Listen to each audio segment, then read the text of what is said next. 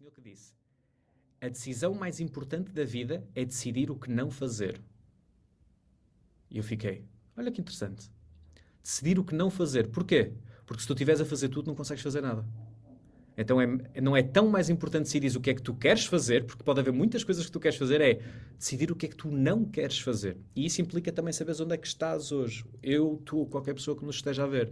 E para isso pode ser onde é que estamos hoje a nível económico, onde é que estamos hoje a nível financeiro, onde é que estamos hoje a nível de valores, onde é que estamos hoje a nível de religião, onde é que estamos hoje a nível de relacionamento íntimo, familiar ou social, onde é que estamos hoje a nível de desenvolvimento intelectual, onde é que estamos hoje comparado com o quê? Comparado com o ponto B, que é onde nós gostaríamos de estar. Através do estoicismo, eles trazem muito esta expressão da eudaimonia. Eudaimonia é o eu superior.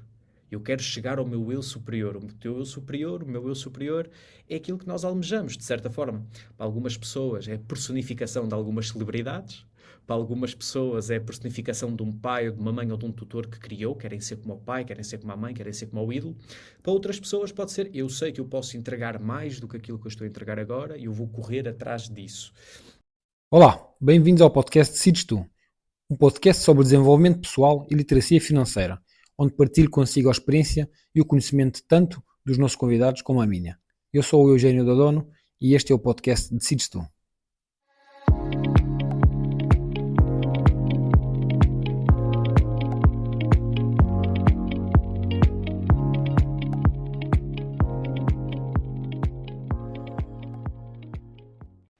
Jó Cunha é coach e trainer, desenvolveu a sua atividade profissional em vendas e comunicação, é mestre em Wing Chun, foi recordista mundial ao atingir esse título em apenas 2 anos de treino, com apenas 24 anos, passando a ser instrutor na escola por si fundada. Durante o seu percurso no desenvolvimento pessoal, investiu na sua formação internacional em coaching e PNL, assim como formações sobre liderança e empreendedorismo com John Maxwell e Magic Johnson.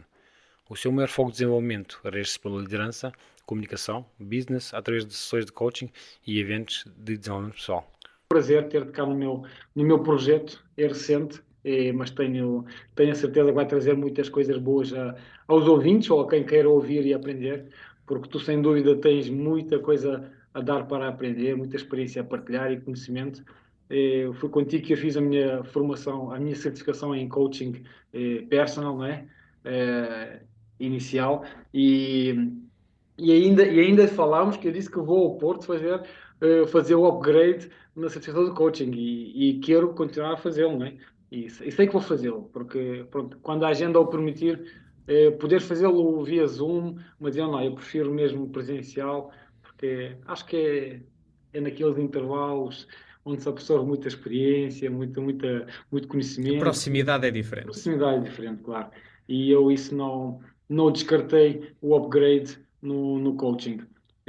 João, antes de a gente avançar também queria dar os parabéns a ti e a Mafalda, Muito porque grato. sei por experiência própria que o que vem aí, a bebê, não é? Vai trazer muito mais, como é que vai consolidar emoções, vai consolidar relações, eu costumo dizer que quando temos filhos é quando nós descobrimos o verdadeiro amor. Pelo menos para mim é assim que funciona. É aí que eu descobri o que é mesmo amar. Porque é a nossa flor, não é? Eu não sei. Utilizando da tua expressão, só conseguirei dizer depois dela estar cá fora. Até lá Isso não mesmo. posso dizer porque Tá não a bem. tenho, não é? Pelo menos- Acredito que seja verdade.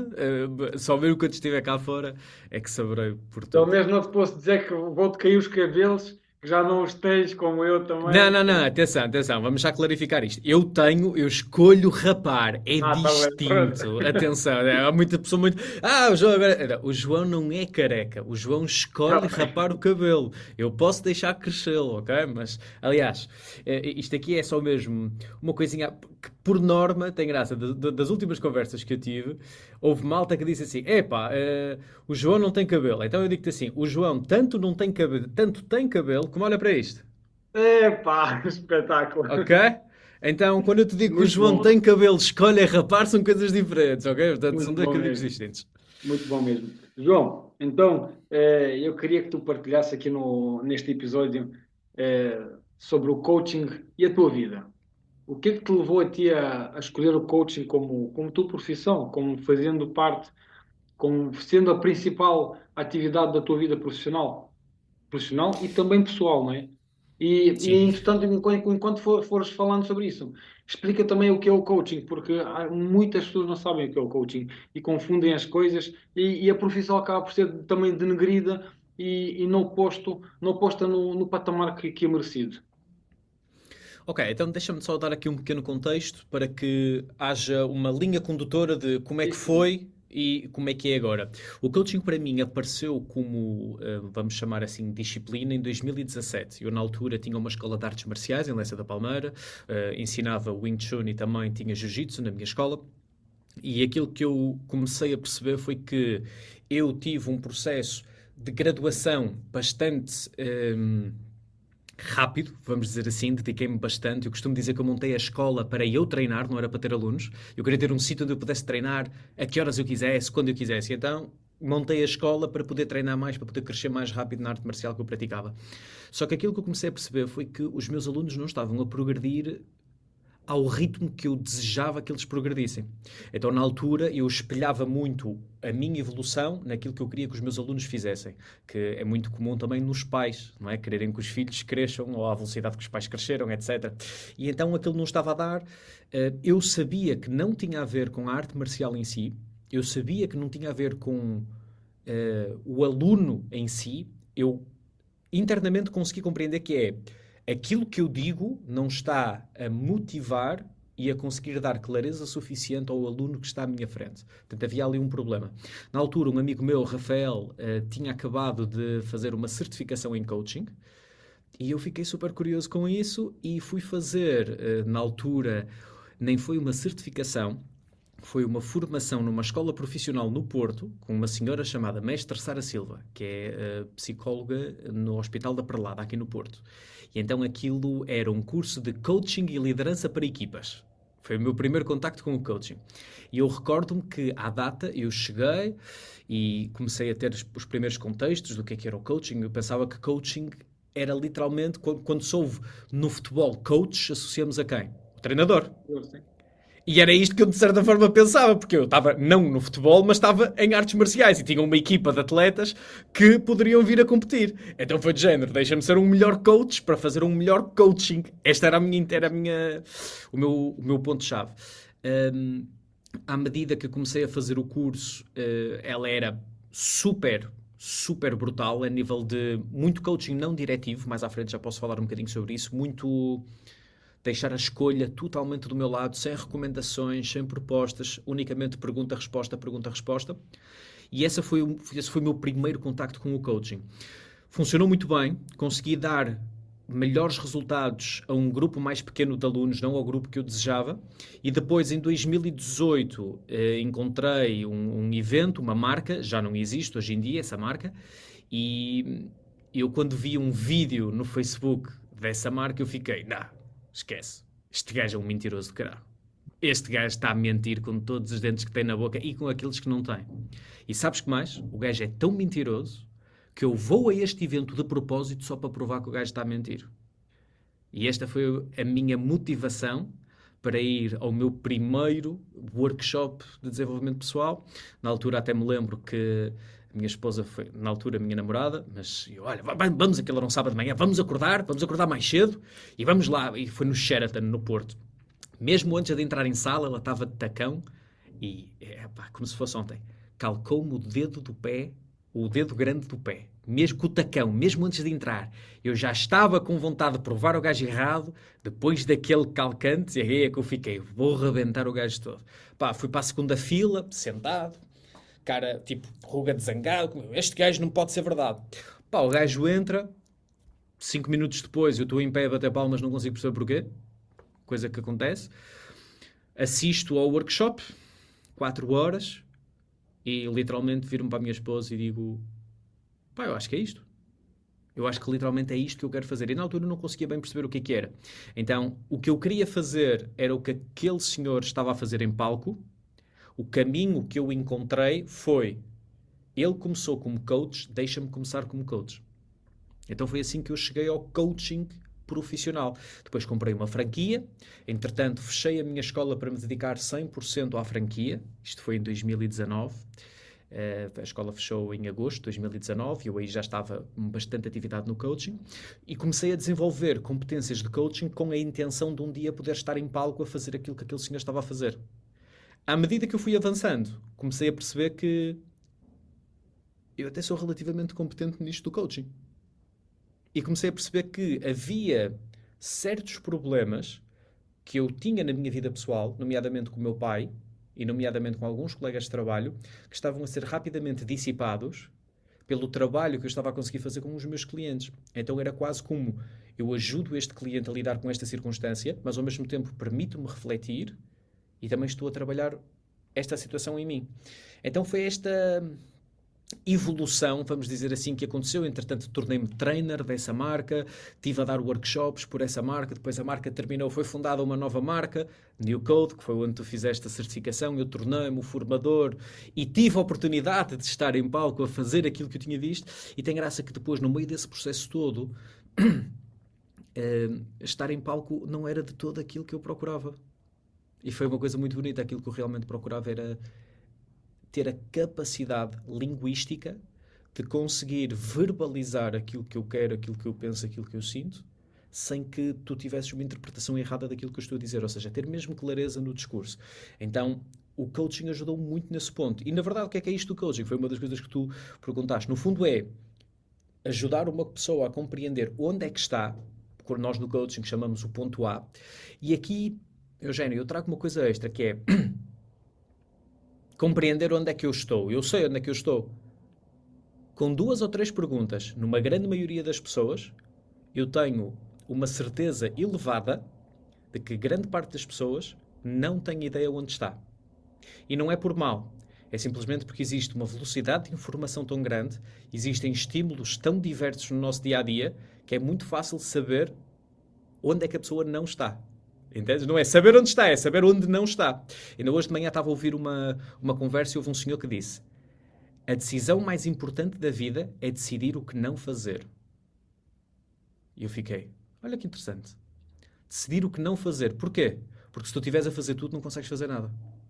Então não é tão mais importante decidir o que é que tu queres fazer, porque pode haver muitas coisas que tu queres fazer, é decidir o que é que tu não queres fazer. E isso implica também saber onde é que estás hoje. Eu, tu, qualquer pessoa que nos esteja a ver.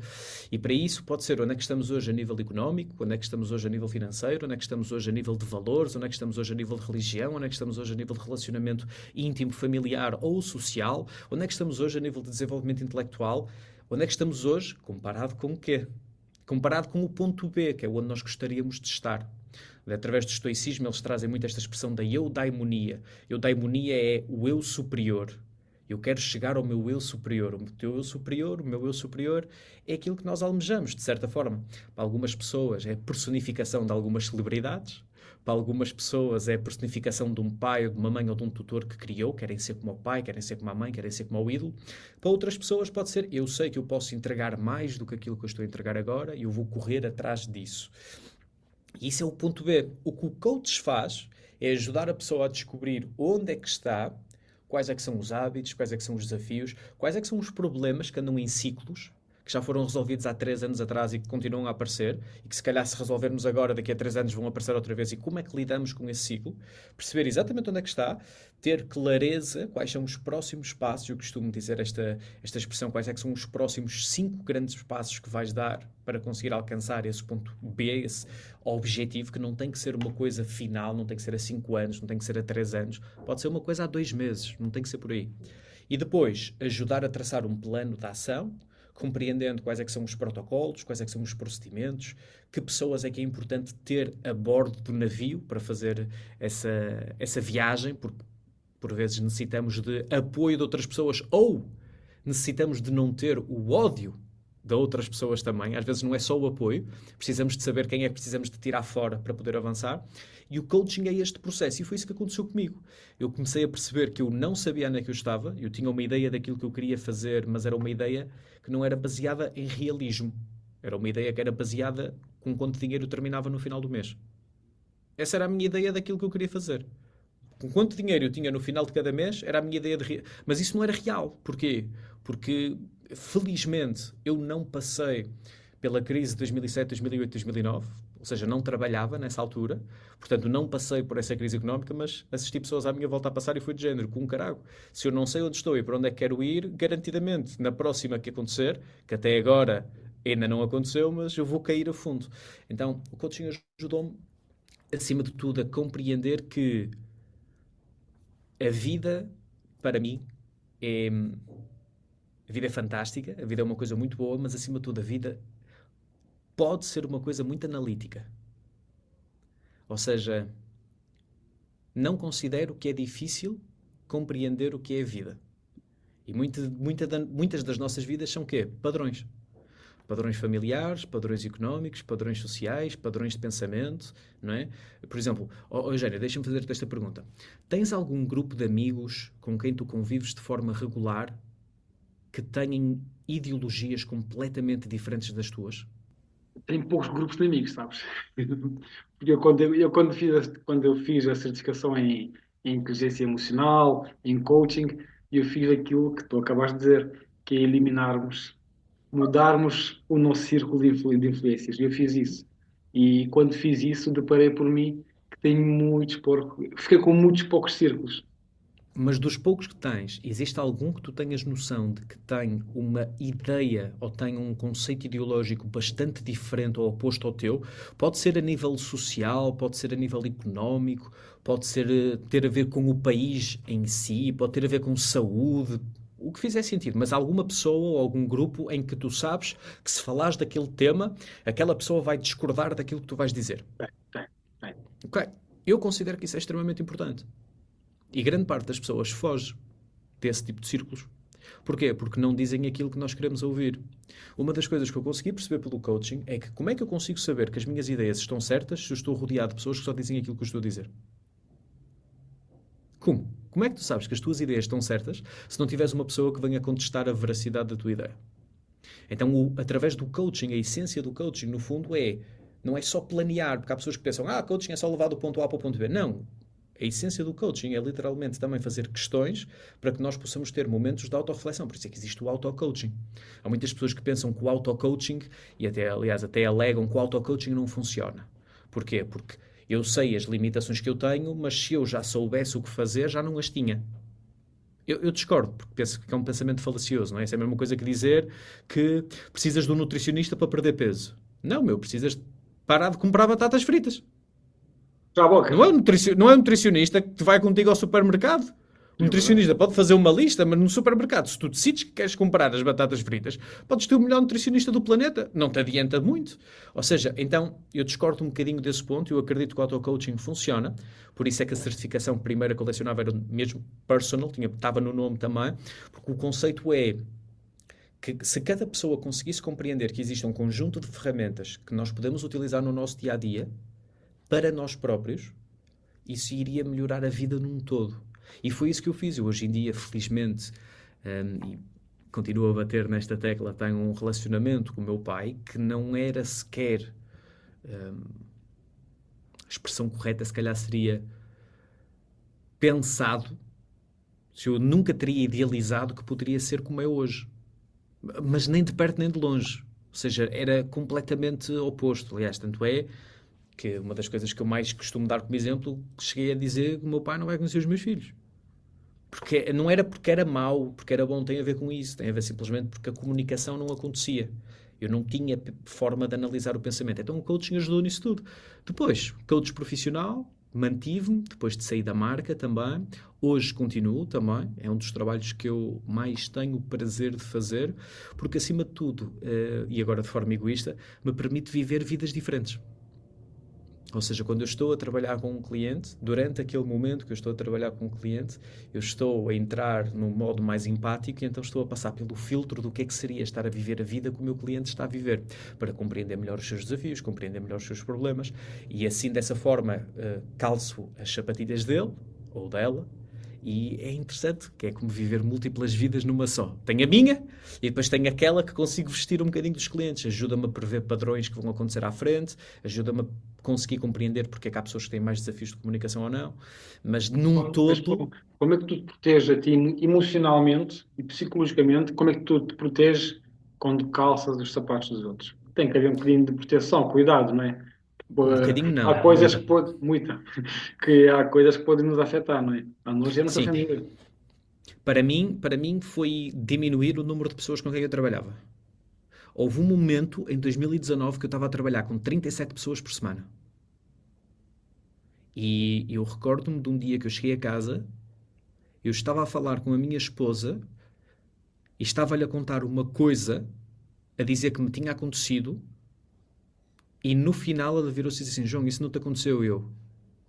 Ei, eu estava a transpor algo que eu pensava que tinha acontecido comigo, mas que tinha sido um cliente meu. Porque eu estava numa rotação gigante. E depois foi aí que, ok, não, 37 não dá, é impossível. Reduzi, reduzi, reduzi, até que cheguei a um número de pessoas que eu disse: este número de pessoas para mim é ideal. E depois, uma das estratégias que eu tomei foi definir blocos de tempo específicos durante a semana só para fazer aquele trabalho. Então, ou seja, eu não faço sessões durante a semana toda, isso eu não faço. Eu tenho dias específicos em que aqueles dias eu já sei, já estou mentalizado, já estou preparado, que não vou ter outras coisas programadas no meu dia, é única e exclusivamente para trabalhar o coaching com aqueles clientes. Claro, estar mais atento, porque é como tu dizes, ou seja, a nível de proteção. Eu penso que racionalidade ajuda bastante e gosto de me considerar uma pessoa bastante racional, vamos dizer assim, mas dentro dessa racionalidade também aquilo que eu quero talvez dizer é, por vezes nós ouvimos histórias, por vezes nós ouvimos testemunhos de pessoas que emocionalmente criam instabilidade em nós. Estamos de acordo neste ponto? Estamos sim. Aquilo que eu considero que é uma boa prática e que para mim tem funcionado muito bem é, no final, eu permito-me que essas emoções apareçam, mas não permito que essas emoções sejam o ponto final daquele pensamento ou daquela situação. Então eu permito que a emoção apareça na mesma, mas depois, ou seja, eu vivo a emoção, eu testemunho a emoção, eu sinto a emoção, mas depois eu vou etiquetar aquela emoção. Ou seja, eu vou trazer racionalidade, eu vou trazer pensamento racional, sem culpabilidade, com responsabilidade. E vou tentar chegar àquilo muito conhecido que é causa e efeito. Então eu vou procurar a causa e efeito daquela emoção para compreender até que ponto é que aquilo que aquela pessoa me está a contar também está presente na minha vida. Eu sou muito fã de reflexão, sou muito fã de procurar padrões, e o que eu costumo dizer, é muito raro eu ver uma publicidade na rua que eu fico, uau, que incrível, muito raro. A minha pergunta normal é, onde é que eu já vi isto? Não é, uau, nunca tinha visto nada assim, é não, onde é que eu já vi isto? Porque eu sei que nós apagamos muita coisa quando estamos a andar, então eu chamo-lhe eterna curiosidade, ou seja, onde é que eu já vi isto? Estou sempre à procura, mas a maior proteção que eu encontro é não permitir que uma situação termine no pico emocional. Respeitar o pico emocional, mas depois, se for preciso dar tempo, permitir que a razão venha. Permitir que a razão apareça. Permitir que a razão nos dê um motivo para poder conversar sobre isso, não sobre a emoção que tu tiveste. Falar sobre a situação, não sobre a pessoa que está a viver a situação. Está a fazer sentido o que eu estou a dizer aqui? Faz muito sentido, sim, senhor. Faz muito sentido. Mas num caso mais extremo, uma discussão, Uhum. como é que tu vais chamar a razão a uma pessoa que tem as emoções num Não, Big não, não, Bang? não. A razão não é para a pessoa, a razão é para mim. Assim, Eu não tenho que chamar a razão à pessoa, de todo. Isso nem faz parte do meu trabalho. Tu perguntaste, ou seja, como é que tu te proteges? Eu estou a falar de mim. vai. Eu trago a razão é a mim. Ou seja, se uma pessoa que está a conversar comigo, ou uma pessoa que está a discutir comigo, vamos falar assim, por exemplo, ok? Tivemos eleições há pouco tempo. Então, eu Discutiste estava com a o teu pai, falar... não foi? Discutiste com o teu pai. Diz? Eu e o meu pai temos algumas Pois. ideias diferentes, não é? E então, Não- mas atenção, que não foi discutir, foi literalmente, antes era discutir, agora é Uma conversa, um debate. compreender, compreender quais é que são os argumentos que são falaciosos de ambas as partes. Eu Ok. tenho, ele tem. Argumentos de coisas que eu digo que provavelmente não tenho factos ou substância para conseguir suportar e vice-versa, porque eu também os tenho. Ou se alguém dizer algo, cria uma narrativa sobre isso, dá-me jeito para mim querer ganhar aquela conversa e às vezes trago para cima. Mas uma das últimas que nós tivemos, o meu pai disse que uma coisa não funciona e para mim aquilo é o que mais funciona no mundo inteiro. Mas ele disse, não funciona. E obviamente que aquilo criou aqui uma chamazinha, foi uma acendalha, eu, ok, let's go, vamos ver o que é que acontece. Eu, então, o que é que funciona para ti? E ele diz-me, e aquilo que ele diz que funciona para ele, é aquilo que eu acredito que não funciona. Ou seja, estávamos completamente opostos. E estávamos a conversar e foi muito bonito porque eu estava a ver aquilo que estava a vir de dentro, para mim, permiti que a emoção viesse, mas depois foi, ok, vamos racionalizar isto. Porquê é que eu me estou a sentir assim? E a resposta foi, porque eu acredito que aquilo que ele está a dizer não é verdade. Ok. E depois eu permito-me passar por este processo. Não é no pico da discussão, é após o pico da discussão. Ou seja, não permito que uma discussão termine na explosão emocional. Eu tenho que, e se isso implicar eu ter que pedir desculpa, ei, eu estou aqui. Se isso implicar eu ter que calar e ouvir, ei, eu estou aqui, que foi exatamente isso que eu fiz nesse contexto. Calei e permiti que ele colocasse tudo para fora. E aquilo que eu me apercebi foi, eu gostava que ele pensasse da mesma forma do que eu, para eu sentir que eu tinha razão. Porque, na verdade, ele acreditar naquilo que eu acredito não ia mudar nada na vida dele. Não neste momento. Ou seja, não havia uma vantagem competitiva para ele de acreditar naquilo que eu acredito, entendes? Para ele não adiantava de nada. Mas aquilo que ele acredita funcionou muito para ele. Claro. Mas aquilo que funcionou para ele na década de 80, 90 já não vai funcionar para mim agora na década de 2020. Estás a compreender? Então foi compreender que ele estava a falar em 2024 com um pensamento dos anos 90 e eu estava a falar em 2024 com um pensamento de 2024. Ambos estão corretos. Temporalmente errados, mas ambos estão corretos. Então foi do género, tudo bem, consigo compreender de onde é que vens, e dá-me ainda mais vontade de querer continuar a ter estas argumentações com ele. Porque isso faz com que eu seja melhor, faz com que ele também seja melhor, que é uma das grandes evoluções que estamos a ter. Se eu ficar numa situação em que eu tenho que provar que eu tenho razão, que muitas das vezes é a sensação e a emoção que eu quero ter, eu quero ganhar, sou muito competitivo, eu quero ganhar, eu quero ter razão, eu quando chamo esta parte da proteção de trazer a razão para cima é o que é que a pessoa ganha ao concordar comigo? Foi uma das perguntas mais chave que eu fiz em 2021, quando eu digo que me tornei o meu melhor cliente. Eu considero que sou o meu melhor cliente. Sem desrespeito para os outros que trabalham comigo, mas eu sou o meu melhor cliente. Em que é do género, o que é que tu, por exemplo, poderias ganhar em teres que concordar comigo? E se eu não encontrar uma razão em que tu ganhes alguma coisa sem que eu esteja presente, então tu não tens nada a ganhar. Entendes? Porque tu vais ganhar porque eu estou aqui. E para que é para depois dizeres, opá, foi o João que me fez pensar desta forma. E aí já é um pensamento tendencioso, entendes? E se eu fico, isto agora faz uma ligação a outra coisa, se eu fico dependente de outras pessoas concordarem com as minhas ideias, o que é que vai acontecer quando essas pessoas discordarem das minhas ideias mais à frente? O que é que vai acontecer comigo? Vou ficar todo rebentado. Porquê? Porque aquela pessoa concordava comigo e agora já não concorda.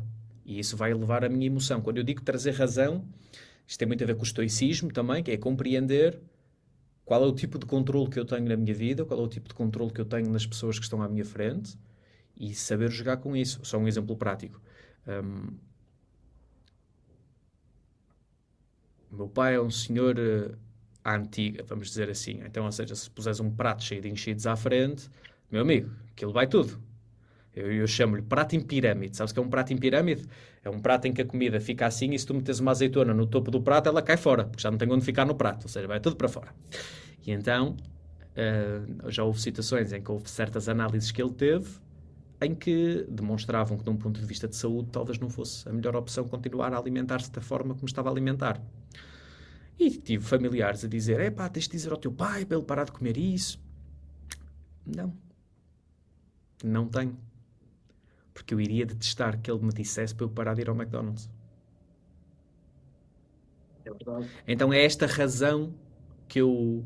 Isto não quer dizer que eu não amo o meu pai, muito pelo contrário. A minha esposa tem uma expressão que é amar é libertar. Amar não é controlar. São duas coisas distintas. E por vezes perdemos-nos um bocadinho nesse conceito. E eu penso que trazer esta razão para cima ajuda muito a nos conseguirmos proteger, porque é de género. Se fizeres asneira, és tu que vais fazer a asneira. Se correr bem, ótimo. Mas ao mesmo tempo, se correr bem, não posso... se correr mal, tu não me podes culpar a mim. Mas se correr bem, também não me podes responsabilizar a mim. E é por isso, por exemplo, que os meus clientes, uma das coisas que eles sabem é que se o plano correr bem, pá, a influência do coach foi pouca. A base é deles. Pá, olha, muito obrigado por me teres posto... Não, eu não pus. Pôr-se de pé não é ser posto de pé. É uma das frases que está no livro de Meditações de Marco Aurélio. Pôr-se de pé não é ser posto de pé. Então, quando uma pessoa faz sozinha, pá, bora, está aí a responsabilidade. Mas isso já são Mas outras coisas. isto intriga-me muito, porque é que as pessoas hoje em dia, e cada vez pior, porque é que as pessoas hoje em dia não usam filtros? Ou seja, quando vou abordar alguém, perguntar a alguém alguma coisa, pensem antes se aquilo que vou dizer vou magoar, vou ofender. E as pessoas não têm filtros hoje em dia, descarregam a pergunta ou a argumentação o que têm para dizer e não se preocupam com aquilo que, não pensam naquilo que vou dizer. É aquilo que tu disseste agora. Tem que pensar naquilo, tem que chamar a razão antes de abordar, não é? Olha, posso dar uma perspectiva? Podes, Eu, agradeço. eu penso que não temos que fazer isso. E se calhar até pode ser um pouco controverso. Mas tenta compreender o que é que eu quero dizer com isto. Nós partirmos de um pressuposto que termos que chamar alguém à razão, estamos a jogar o mesmo jogo que essas pessoas. Como é que eu digo isto? Se eu quiser chamar alguém à razão de que é importante melhorar a relação que tem com os seus próprios pais, independentemente daquilo que aconteceu, eu sei que isto vai gerar discórdia porque eu não vivi as mesmas coisas que as outras pessoas viveram a quem eu estou a tentar chamar a atenção. Qual é a minha forma de chamar a atenção? É demonstrar a relação incrível que eu tenho com o meu pai. Não me digas o que fazer, faz. E as outras pessoas podem ir atrás ou podem não ir atrás. Por isso é que eu costumo dizer muito nas certificações que isso nem é bom nem é mau. Testa, depois vês o que é que acontece. Não tem que ser melhor nem tem que ser pior. Testa e depois vês o que é que acontece. Então, eu não acredito muito nessa de chamar as pessoas à razão, porque a maior parte das pessoas são irracionais na forma como abordam as coisas que discordam. As pessoas não são racionais naquilo que discordam. São emocionais e tornam-se irracionais. Ou seja, o objetivo já não tem a ver com a razão. O objetivo já não tem a ver com a lógica. Já tem a ver com eu tenho que proteger a minha cara. Porque tu estás a dar um argumento que é mais válido que o meu, mas eu não posso perder, porque senão tive 20 anos da minha vida a acreditar nisto e agora tu estás a abalar as fundações todas do meu ser. É por isso que há muitas mais discussões quando se tenta chamar alguém à razão. Por exemplo, imagina um partido como o Chega a tentar chamar um partido como o Livre à razão, ou vice-versa. Não dá. Não dá. São completamente antagónicos. Percebes? É como tu estás a tentar convencer o teu braço direito, vai tentar convencer o teu braço esquerdo que o teu braço esquerdo não é esquerdo, é direito também. Não funciona. Tipo, tens um braço esquerdo, tens um braço direito. Tipo, entendes? Ou seja, talvez querer chamar a atenção querer chamar a razão eu penso que não é essa a batalha. De todo. Eu penso que a batalha é mesmo inward, para dentro. Então concordamos que somos seres mais emotivos do que racionais. Numa sociedade geral, sim. E agora faço outra coisa de quem é que governa a sociedade geral, quem é que lidera, aqueles que conseguem compreender que não é a chamar os outros à razão, é nós próprios sermos chamados à razão por nós próprios. Quando tu te consegues chamar à razão por ti próprio, tu cometes menos erros. Quando tu analisas as tuas próprias ações e aquilo que tu estás a dizer e se isso efetivamente era o que tu querias fazer sem teres que ser chamado a atenção, o teu grau de progressão vai ser muito grande. Isso tem a ver com aquilo que Marco Aurélio chamava de responsabilidade pessoal. Tu não necessitas de ter uma pessoa a dizer que o teu pensamento é falacioso. Não. Pega no teu pensamento e mete-o em prática e já vais ver se funciona ou não. Se não funciona... Agora, quantas pessoas é que dizem que, por exemplo... eu não queria dar aqui um exemplo muito extremo, mas vamos dizer assim. Quantas pessoas é que dizem que fazer exercício físico não funciona. E não serve para viver mais tempo. E depois demonstram quantidade de jovens e pessoas que morrem e que praticam exercício físico. E até dizem aquele exemplo muito básico. Aquele gajo parou de fumar, morreu todo rebentado. Aquele fumou até o último dia da vida e ficou maravilha. Então para que é que eu vou parar? Pois. Lá está. Como é que faz sentido chamar à razão uma pessoa que tem um pensamento desses? Olha qual é o nível de consciência em que a pessoa está. Não é dizer o contra, entendes? Porque todos nós temos um nível de consciência desse tipo em alguma categoria da nossa vida. Se calhar pode ser sobre, sei lá, sobre geopolítica, se calhar pode ser sobre finanças. Há muita gente sobre finanças, não é? Se calhar pode ser sobre alimentação, whatever, o que tiver que ser. Será que faz sentido estar a chamar à razão? O Steven Pinker chama a isso a maldição do conhecimento. Já ouviste falar alguma vez? Maldição do conhecimento? Maldição do conhecimento diz o seguinte: grande parte da conversa que tu não percebes que eu estou a dizer acontece porque eu estou a partir de um pressuposto que tu sabes aquilo que eu sei. Então, se eu estiver a conversar contigo a partir de um pressuposto que tu sabes aquilo que eu sei, aí não há razão para tu não compreenderes o que eu estou a dizer. Pá, mas és burro ou quê? Não consegues compreender o que eu te estou a dizer? Claro que não consegues. Porquê? Porque tu não viveste a mesma vida que eu, só que eu não consigo imaginar a minha vida sem saber aquilo que eu sei. Tu consegues imaginar a tua vida sem saber aquilo que tu sabes financeiramente? Claro que não. Só que recorda-te que algures há um Eugénio no início quando tu estavas. Pois. E aí, só que repara, é muito mais fácil tu quando vês um Eugénio, quando tu começaste lá fora, e onde tu estás agora, e tu dizes, olha, é isto que é importante fazeres. Só que põe o Eugénio que está no início, ele está a olhar para ti como quem, olá, mas quem és tu para me dizeres que é isto que eu tenho que fazer? Percebes?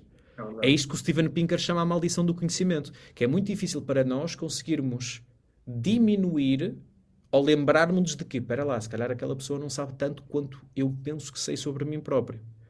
Então deixa-me simplificar os termos. E é por isso que eu acredito que chamar à razão não é útil. Chamar à razão, temos figuras de autoridade para tal. Ainda hoje de manhã estava aqui uma operação de stop. Isso chama-se chamar à razão. A operação stop serve para chamar à razão, ok? Seja responsável, não beba e conduza, ok? Agora, penso que nós perdemos muito a tentar chamar os outros à razão. Penso que nós, pelos nossos resultados, os resultados falam muito mais alto. Então, se nos focarmos na responsabilização pessoal e em nós chamarmos-nos a nós próprios à razão, não só é uma excelente proteção contra pessoas que nos podem querer magoar, e depois há uma frase que eu gosto muito de dizer, que é esta: uma pessoa com experiência nunca está à mercê de uma pessoa com uma opinião. Quando tu te chamas à razão a ti próprio, tu estás a testar a tua experiência. Logo, se tu tens a experiência do que é que funciona ou do que é que não funciona, e se a outra pessoa descredibiliza, who cares? É por isso que eu acredito tanto no coaching. Porque eu passei pela experiência. Eu tenho essa experiência. Se uma pessoa diz que o coaching não funciona e que o coaching não é nada mais, nada menos do que psicólogos sem graduação, eu concordo com a pessoa. Eu não vou discordar da pessoa. Eu vou dizer, olha, concordo perfeitamente com a forma como tu pensas. E O que é que eu estou a dizer? Eu só não estou a querer criar um problema que eu sei que eu não vou conseguir resolver. Porque eu não quero convencer a pessoa, porque a pessoa não tem a experiência pela qual eu passei. Eu desejo o melhor para a pessoa, beijinho na bunda e até segunda. E a pessoa vai fazer o que tem a fazer. E eu continuo a viver a minha vida e a obter os resultados que eu tenho. Está a fazer sentido? faz muito sentido. Eu ia-te dar um exemplo. Uma forma que eu tenho, pá, é uma forma que eu adquiri para mim e funciona para mim, não é? Cada coisa funciona, há uma coisa que funciona para um, ou não funciona para outros. Para mim funciona uma coisa e, pá, é simples. Eu estava aí para o banco para assinar uns papéis e estava a receber e-mails de um assunto burocrático que estou a tratar e a pessoa que me estava a responder estava-me a dificultar o processo. Pá, e quando temos problemas, aquilo estamos a arrebentar, né? Pá, mas tu não percebes nada, ok? E eu estava a entrar assim. O que eu faço muito é assim: Eugénio, calma, isso para mim não é um problema, é um desafio. A pessoa está-me a testar, está a testar os meus limites, a minha superação, está a tentar abalar-me emocionalmente, mas eu não vou deixar. É um desafio para mim e eu vou superá-lo. Acalmo e em 2 minutos, é que literalmente em 2 minutos, eu encontro uma solução fácil e rápida.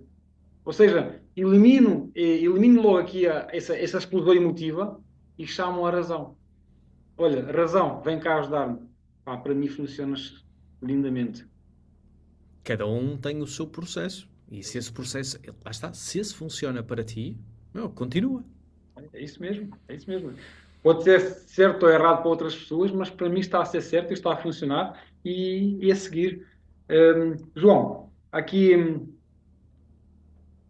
eu tenho trabalhado com alguns coaches meus, e sei que os vou ouvir, e muitos deles têm um problema muitos como a maioria, digo eu, de autoestima.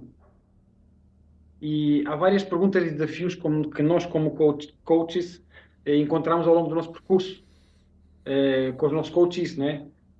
Diz-me que estratégias tu pessoalmente usas para ajudar as pessoas a melhorarem a sua autoestima? Porque eu sei que há pessoas que vão ouvir e vão estar interessadas. Não, eu tenho que ouvir esse podcast para tirar algo benéfico para mim. Entendes?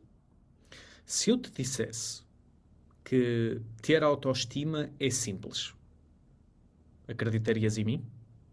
Acredito. Eu que eu ensino aos meus filhos. Filho, é tudo simples, está tudo diante dos teus olhos. Excelente ponto. A questão da autoestima está no próprio nome. Autoestima é quando eu estimo o meu corpo, quando eu estimo a minha mente, quando eu estimo o meu pensamento, quando eu estimo o meu ser. Quando estamos a falar de uma pessoa, primeiro, se a pessoa autodesigna que tem pouca autoestima, talvez possa estar a precisar mais de atenção do que autoestima. Muitas pessoas identificam que têm pouca autoestima como um mecanismo de pedido de atenção, ou seja, necessitam de receber atenção. Não quer dizer que seja mau, que seja bom. É simplesmente um possível padrão. Se a autoestima é identificado por pessoas externas, como por exemplo, imagina que eu agora, hipoteticamente, virava-me para uma pessoa que estava aqui, opá, tu parece que tens pouca autoestima. Isto até pode ser chamado um ataque psíquico, que é quase um ataque mental que eu estou a mandar à pessoa. Eu acredito no seguinte, a autoestima que cada pessoa tem é o resultado daquilo que a pessoa faz. Se uma pessoa diz que tem pouca autoestima, eu concordo com ela. E não tenho nada que possa fazer para ajudar. Não tenho mesmo nada. Não há nada que eu possa... Porquê? Porque é autoestima. Se eu tiver alguma coisa para ajudar, já não é autoestima. É a estima do outro. Como é que o outro me estima? Eu não tenho nada para ajudar a pessoa que tem pouca autoestima. Agora, o que eu posso fazer é compreender o que é que a pessoa que está à minha frente pode fazer, O que é que ele leva a que isto? ao fazer vai ganhar autoestima. Porque repara, uma pessoa que diz eu tenho pouca autoestima com o meu corpo, treinas? Não. Cuidas da tua alimentação? Não. Então eu concordo contigo que tenhas pouca autoestima do teu corpo. Não é uma questão de ser duro. Uma das frases mais impactantes que eu ouvi recentemente foi: hoje em dia as pessoas são tão soft que para ganhares na vida basta não seres de vidro. Foi uma das frases mais impactantes que eu ouvi. Parece que vivemos num círculo que é o chamado body positivity, é chamado tipo toxic masculinity, ou seja, tipo que é tudo tóxico, é tudo mau.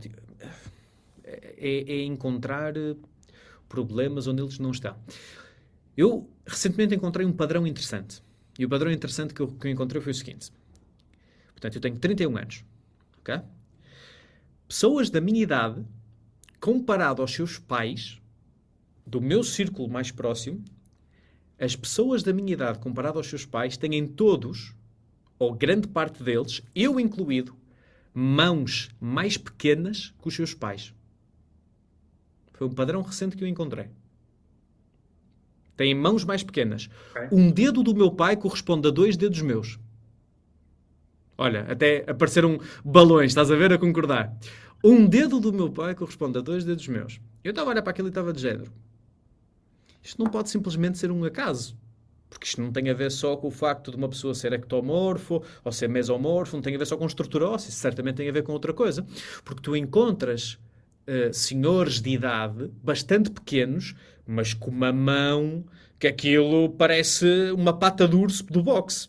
E uma das coisas que eu me apercebi foi quantos jovens de 30 anos, hoje em dia, é que aos 12 anos já tinham que estar a carregar carga com a sua mão? Não tinham. Muitos deles não. Então, o facto do meu pai ter a mão que tem foi porque o meu pai começou a trabalhar numa padaria com 12 anos. Pois. Isso vai desenvolver o seu caráter. Logo, o tipo de autoestima que o meu pai vai ter naquilo que faz e naquilo que é determinante pelos resultados que põe. Se tu tentas fazer um lançamento de um curso online e o lançamento não corre como tu esperas e depois dizes, epá, fogo, este lançamento destruiu-me completamente a autoestima. Ótimo! Boa! Concordo contigo! E agora? Como é que vamos fazer para subir? Se nós deixássemos de dizer que eu tenho uma autoestima em baixo, ou que tenho a minha autoestima baixa, e começássemos a dizer aquilo que eu estou a fazer para a minha sociedade hoje é de caráter baixo. De repente já não era tão mau. Porque o que é isso da autoestima? A autoestima é o valor social que eu acredito que tenho no mundo ou na sociedade em que eu estou integrado. A minha autoestima é mediante o valor que eu consigo oferecer para os outros. É mediante o valor que eu consigo criar para as outras pessoas. Se aquilo que eu faço, aquilo que eu crio, ninguém quer saber, ninguém me liga, é porque eu não estou a adicionar valor a essas pessoas. Logo, qual é que vai ser a minha autoestima?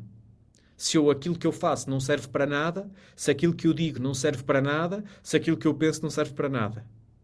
A minha autoestima é normal que seja baixa, ok? Pega nos livros, vai fazer uns cursos, vai ouvir pessoas que têm ou que demonstram ter uma autoestima elevada. Mais uma vez, aquela frase que eu disse há pouco, uma pessoa com experiência nunca está à mercê de uma pessoa com uma opinião. É o significado da autoestima. É muito difícil, tu tens 2 filhos, correto? 3, 2. 2. 2.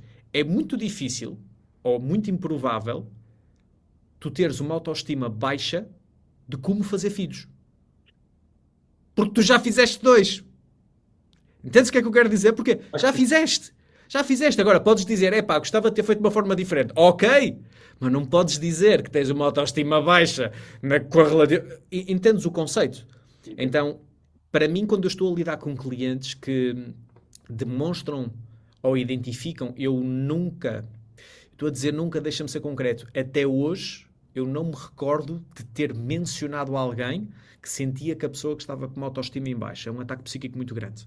Eu recuso-me a fazer isso. Até hoje, que eu tenho a memória, não tenho esse tipo de memória, de ideia, de ter dito algo. Então, para mim, a base da autoestima é muito o que é que nós estamos a fazer com as nossas mãos. Okay? Se acabaste, estás uma semana de férias, ou chegas a casa e vais para a Netflix, ficas a ver uma série, comes incrivelmente mal, e depois chegas à noite e dizes, sinto-me mesmo mal no meu corpo. Ótimo. Parabéns. E Eugénio, eu por vezes coloco-me nessa posição. Eu por vezes faço coisas no meu dia em que chego ao final do dia e a reflexão é só foi merda. Acho que todos passamos por isso. Agora, começar a colocar para fora que tenho uma baixa autoestima, mas depois não faço nada com estas mãos ou com esta cabeça, eu considero que não faz muito sentido. E então, a minha ferramenta básica como coach, e isto até pode ser um pouco incongruente, é desvalorização total. Não quero saber. Mas e não é por mal que eu estou a dizer isso. É mesmo porque... Diz. Desculpa.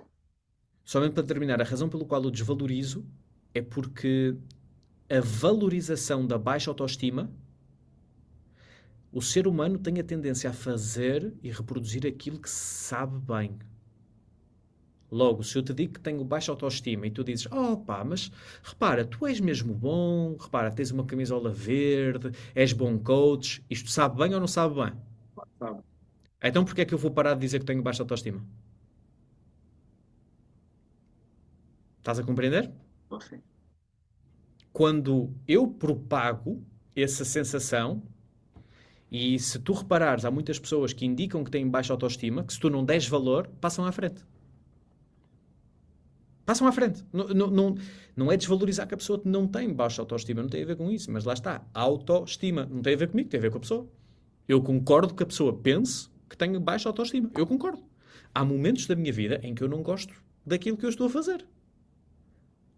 Mas não depende dos outros, depende daquilo que eu estou a fazer. Claro. Está a fazer sentido? Mas sabes que a gente, nós precisamos do feedback, não precisamos? De quem? Pois a pergunta é esta, de quem? Das pessoas que, para quem trabalhamos, ou com quem trabalhamos, para quem criamos o nosso conteúdo. Imagina, tu escreves um livro, não é? Uhum. Para quem é que escreveste o livro? Para os leitores, Talvez é. certo? Pois, mas lá está. No marketing sabemos quem são as personas. Por exemplo, quando tu estás a fazer um lançamento, para quem é que tu vais fazer o lançamento? Convém que conheças a tua audiência. Claro. Convém que compreendas qual é que é o problema que estás a tentar solucionar, estás a tentar resolver para quê? Não é? Mas eu compreendo essa parte do livro. Agora, dos melhores escritores, aliás, o livro que eu mais gosto de ler não foi escrito para leitores. Foi escrito para si próprio. Meditações de Marco Aurélio. Há muitos livros escritos que não foram, só foram editados, publicados após a morte, passados centenas de anos. Claro. Então é assim, tudo depende se tu estás a escrever para tentares colocar uma máscara para as outras pessoas Ok. ou se estás a escrever para verdadeiramente demonstrares aquilo que tu sentes. E sim, eu concordo que é importante receber feedback, porque feedback ajuda-te também a compreender o que é que aquela pessoa e o que é que aquele tipo de pessoa pode pensar sobre ti. Agora, depende a quem é que vamos pedir feedback. Porque por vezes pedimos feedback. Repara, eu não costumo pedir feedback de coisas. Eu não vou pedir feedback sobre relacionamentos a uma pessoa que nunca se casou. Why? Porquê que eu haveria de fazer isso? É como eu ir pedir feedback de parentalidade a uma pessoa que nunca passou pelo processo de ter filhos. Eu não estou a dizer que. E agora atenção, que pode haver uma pessoa tua que está a ver. Mas o José Mourinho nunca foi um bom jogador de futebol, é um excelente treinador. E eu, certo, é um excelente treinador, não está a chutar a bola. Isso eu não tenho nada contra. Mas é importante compreender, pelo menos na minha perspectiva, que a pessoa que passou por um processo tem um input diferente do que a pessoa que apenas pensou pelo processo. Não é? Por isso é que eu respeito muito o capitalismo. Pessoas que conseguiram criar grandes empresas. Muito. Porquê? Queres falar de risco? Risco, não falamos no setor público, falamos no setor privado. Aí é que está o risco todo. Jovens empresários que estão à rasca para conseguir arrancar, que por vezes fazem hipotecas das suas casas e tudo, para poder arrancar com um negócio que não sabem se vai correr bem. A taxa de empresas que fecha ao final dos primeiros 5 anos, acho que é 81%. Isso é incrivelmente alto. Mas eu dou valor àqueles que conseguem ficar. Àqueles que conseguem criar um império gigante. Porquê? Não adianta dizer que... e depois vem aquela pessoa que acaba de sair da faculdade. Aquela pessoa fez errado, Então vai para o mercado fazer o mesmo. Bora. Pois. Vai mostrar que o teu processo funciona. Isso não é forma de educar os teus filhos. Ok? E os teus? Onde é que estão? Quando eu for... É como aquela pessoa que diz, quando eu tiver o meu Porsche, ele vai estar limpinho. E entras no carro dessa pessoa e tem o carro todo cagado. Tu achas que quando tiver o Porsche vai ser diferente? Vai ser a mesma coisa. Porquê? Porque o hábito está lá, a pressão está lá. Logo, procurar feedback das pessoas que já conseguiram ter um alcance bom naquilo que nós queremos fazer. Sim, agora, pedir opinião de uma pessoa que ainda não fez é a mesma coisa que pedis a um turista em Paris se te dá direções para chegar a Berlim. Entendes? Tipo, não faz sentido. Chegas aqui a um turista e dizes assim, olha, diga-me uma coisa, onde é que fica a Nacional 13 para eu conseguir chegar aqui ao restaurante? O turista fica a olhar para ti, tipo, can you speak English? Entendes? Ou seja, por vezes pedir feedback às pessoas que ainda não alcançaram ou que não estão 1 ou 2 passos mais à frente no mesmo caminho que nós queremos percorrer, eu não concordo muito com isso. Não quer dizer que eu não ouça o seu feedback. Atenção, Claro. eu não peço voluntariamente o seu feedback. Se quiserem dar feedback, eu ouço. Mas isso não implica que eu vá pedir o feedback a essas pessoas. E achas que a motivação relaciona-se com a autoestima? Achas que a nossa Sim. autoestima aumenta se estivermos mais motivados? Não. A motivação aumenta quando nós fazemos mais. Então quer dizer que, É o oposto. quer dizer que deveremos agir para nos motivarmos. Eu acredito que sim. Eu acredito que as pessoas mais desmotivadas são as pessoas que menos fazem. E Fazem. atenção, eu não estou a falar em horas de trabalho. Sim, sim, sim, não, isso não. Não é disso que eu estou a falar, porque eu conheço pessoas que fazem muito Trabalha muito. e que estão incrivelmente desmotivadas, mas depois vais a ver o que é que efetivamente está a ser feito por essas pessoas e existe uma discrepância entre horas de trabalho. Aliás, nós, a nível europeu, somos dos países com a produtividade mais baixa. Por alguma razão é.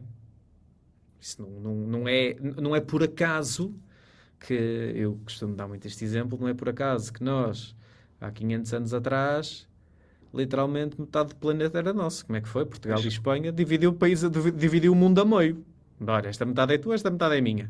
E hoje somos o cu da Europa. Por alguma razão é. claro, Então, eu diria que quando nós fazemos, nós temos a tendência a estar mais motivados. E aquilo que me leva a acreditar é, quando nós fazemos algo, nós estamos a testar o que é que funciona ou não. Quando funciona, nós ganhamos motivação para mais. Quando não funciona, nós ganhamos motivação para fazer menos. Normalmente, ou seja, porquê? Temos um falhanço. Como é que lidamos com isso? Agora, cada pessoa age de forma diferente. Há pessoa que ganha uma vez e não precisa de competir mais. Há uma pessoa que perde uma vez e que não quer jogar mais. Depois tem muito a ver com perfis comportamentais. Eu acredito que uma pessoa que faz bastante, que testa bastantes coisas, que se coloca em risco, eu sou a favor de risco. Penso que nós, como seres humanos, chegamos aqui porque corremos riscos. Não foi porque ficamos na caverna à espera que a chuva passasse. claro. Saímos da caverna e, aliás, Portugal é mais conhecido pelo quê? Descobrimentos, caraças. Está no nome. Ou seja, descoberta. Penso que nós ganhamos mais quando vamos à descoberta. E quando estamos nessa descoberta, vamos também criando um perfil de isto vale a pena fazer, porque aquilo que hoje para ti faz sentido na vida, no próximo ano pode já não fazer. Porque somos seres sociais. Então, eu diria que quanto mais eu faço, mais autoestima eu tenho, porque eu tenho provas de que estou a fazer, eu não preciso que ninguém me diga o quanto bom é que eu sou e eu consigo ver. Eu consigo saber. Claro que isto requer uma mente ponderada. Claro que isto requer reflexão. E também requer pessoas que discordem daquilo que eu estou a dizer. Para quê? Para ver se as tuas ideias realmente valem a pena. Se tu concordares com tudo o que eu estou a dizer, eu, na verdade, não vou conseguir evoluir muito. Quando tu discordas daquilo que eu estou a dizer, eu tenho a oportunidade para criar ainda mais balanço, mais lanço, mais força no meu argumento que vou dizer contigo. E aí sim faz uma grande diferença. Quanto mais autoestima tenho, teoricamente, mais motivação tenho. Eu não gosto muito de falar de motivação. Compreendo que motivação é muito útil, mas a motivação vai e vem. A motivação vai e vem e vai muito depender de pontos externos, muitas das vezes de coisas que nós não dominamos. Desculpa, eu encaro a motivação como uma rampa de lançamento. É possível. E depois de ser lançado, Isso é uma pessoa que está depressiva. acho que uma pessoa que está Entendes? depressiva nem sequer chega à rampa de lançamento. Exatamente. Então, como é que... Mas concordas que é importante que haja uma rampa para todos? Para aqueles que querem? É importante que haja uma rampa para todos que querem. Imagina, concordas que é importante que todos os seres humanos possam ter acesso a uma rampa de lançamento? Não, Então, não, porque não temos todas as capacidades e, como é que eu te vou dizer? As capacidades certas e também as intenções mais adequadas. mas como é que tu vais saber se as tuas intenções são boas se não permitires que uma pessoa com intenções más se lance? É o tal pensamento falacioso que eu estava a falar há pouco. Por Claro. isso é que eu digo que é importante. Esta é uma das grandes vantagens da democracia. Muitas pessoas hoje em dia falam da extrema-direita e isso tudo. É importante eles estarem presentes. Assim Claro. como é importante a extrema-esquerda também estar presente. Porquê? Nós necessitamos de pessoas com ideias erradas às nossas, ou ideias incorretas comparadas às nossas, para podermos provar que as nossas realmente são boas. Nós não provamos que as nossas realmente são boas por serem as únicas no mercado. O mercado ganha sempre. O mercado ganha sempre. É como o casino, a casa ganha sempre. Mas é importante, eu acredito que todos devemos ter rampa de lançamento. Porquê? Porque por vezes temos que ver acidentes para aprender a pôr o cinto de segurança. Compreendes o que é que eu quero dizer? Compreende isso? Não. Ou seja, não quero Ou dizer que seja, seja tem correto que ou seja haver um errado. Putin, tem que haver um Putin, tem que haver um Kim Jong-un, porque assim a Organização Mundial há de saber como reagir a esse tipo de ameaças, não é? É uma questão de poderes. A razão pelo qual tu tens direita é porque provavelmente também existe esquerda. A razão pelo qual tu tens cima é que provavelmente existe baixo. Ou seja, é o yin e o yang, é a noite e o sol. Ou seja, a partir de um pressuposto que vamos criar um mundo perfeito, uma ideia perfeita, um ponto de lançamento perfeito, não bate certo com a natureza. A própria natureza nem sequer divide em dois, divide em quatro. Inverno, primavera, verão, outono. E no ano a seguir vem a mesma coisa. Ou seja, nós agora acabamos de entrar na primavera. Tu podes chorar, gritar, rezar a Deus, fazer aquilo que tu quiseres. Amanhã não é verão aqui. Não te adianta, vais ter que esperar. Tudo tem o seu processo de incubação, tudo tem o seu processo de lançamento. E acredito que as ideias também é importante nesse ponto. E agora, voltando àquela metáfora da rampa de lançamento, quando estávamos a falar da motivação pode ser uma rampa de lançamento. Concordo, claramente que sim. Só que lá está, eu não considero que a motivação é uma rampa de lançamento universal porque não funciona em pessoas que estão num nível energético e num nível emocional muito baixo. Entendes? Aquilo que funciona para essas pessoas, na minha perspectiva, e que funciona também para as pessoas que estão num ritmo de lançamento muito alto, são sistemas. E sistemas parte da lógica. O que é um sistema? Pode ser um conjunto de hábitos. Pode ser um conjunto de procedimentos. Para muitas pessoas que estão em processos depressivos, o sistema que funciona muito bem é começarem a ir ao ginásio. Funciona perfeitamente bem. Porquê? Porque estar a ativar o seu corpo vai criar uma reação biológica completamente diferente no seu corpo, que não vai permitir aquele estado de depressão durante tanto tempo. E a partir daí começa a cultivar-se. Alguma vez viste uma pessoa com depressão a correr uma maratona? Eu também não dá, meu corpo não permite. Entendes? Ou seja, então a motivação, repara uma coisa, tu estás bem na tua vida. É este balanço do racional e do emocional. Como é que conseguimos fazer os dois? A motivação pode ser muito interpretada por algo emocional, mas é importante que também tenhamos sistemas para a parte racional, para que não seja só apenas um a decidir o outro. Eu não sou a favor de só motivação, assim como também não sou a favor só de sistemas. Sou a favor de uma integração dos dois. Ou seja, ter sistemas que podem funcionar quando não há motivação e ter motivação que pode funcionar quando não há sistemas. Mas, se possível, ter os dois e agregar os dois. Então, por exemplo, se calhar é compreender, na minha perspectiva, que se eu não estou contente com a minha vida neste momento, que se eu não estou feliz com a minha vida neste momento, se eu não estou a trabalhar naquilo que eu quero neste momento, se eu vou para o trabalho e levo na cabeça do meu chefe, se chego a casa e a minha esposa está consistentemente a mandar vir comigo, se os meus filhos não me respeitam, ok, tipo, eu posso ter isso tudo. Nada contra, hipoteticamente. Ok. Então, motivação, como é que ela aparece aqui? Motivação aparece para quê quando há tanta coisa que não está como eu desejo? Qual é que é o fator comum a tudo isso que não está como eu desejo? Sou eu. Eu é que sou o fator comum. Então deixa-me pensar. O que é que eu faço de manhã quando acordo? Tomo pequeno almoço com os meus filhos? Não. Porquê? Porque eles acordam mais cedo para ir para a escola. Ok, se calhar posso começar por fazer isso. Claro. O que é que eu faço quando chego a casa? Pá, vou logo para o telemóvel porque tenho que soltar um bocadinho a pressão do trabalho e a minha esposa está ali no sofá e eu fico aqui neste cadeirão e fica cada um para o seu lado. Ok. Pudera que o casamento não tivesse a funcionar. Então, ou seja, em vez de estar à procura de motivação para querer fazer as coisas, é pensar, o que é que eu estou a fazer agora? É o ponto A do coaching. O que é que eu estou a fazer agora? Porquê que o meu chefe detesta falar comigo? Se calhar porque eu estou-lhe a tentar mostrar quem é que manda. Se calhar porque eu não estou a concordar com a sua visão. Mas espera lá. Mas quem é que está numa posição de liderança? É ele. Então para que é que estás a tentar impingir a tua visão?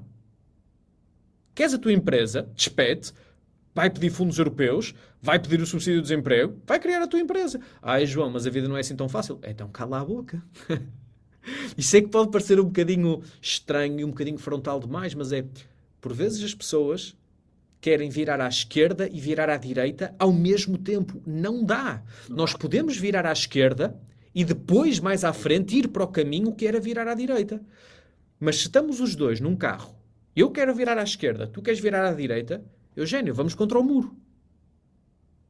Agora, se tu concordares e se eu negociar contigo, olha, sabes que mais? Vamos virar à esquerda, vamos ver o que é que existe nesta rua e depois fazemos inversão de marcha e vamos para onde tu querias ir. Ou vice-versa, vamos primeiro para onde tu querias ir, vamos até ao final da rua e depois viramos e vamos para onde eu queria ir.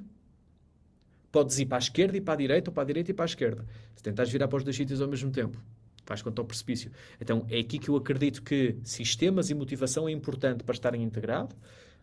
Mas, acima de tudo, a base disto vem do auto-coaching, vem daquilo que eu já mencionei no início deste podcast, que é a capacidade de nós sermos os nossos melhores clientes.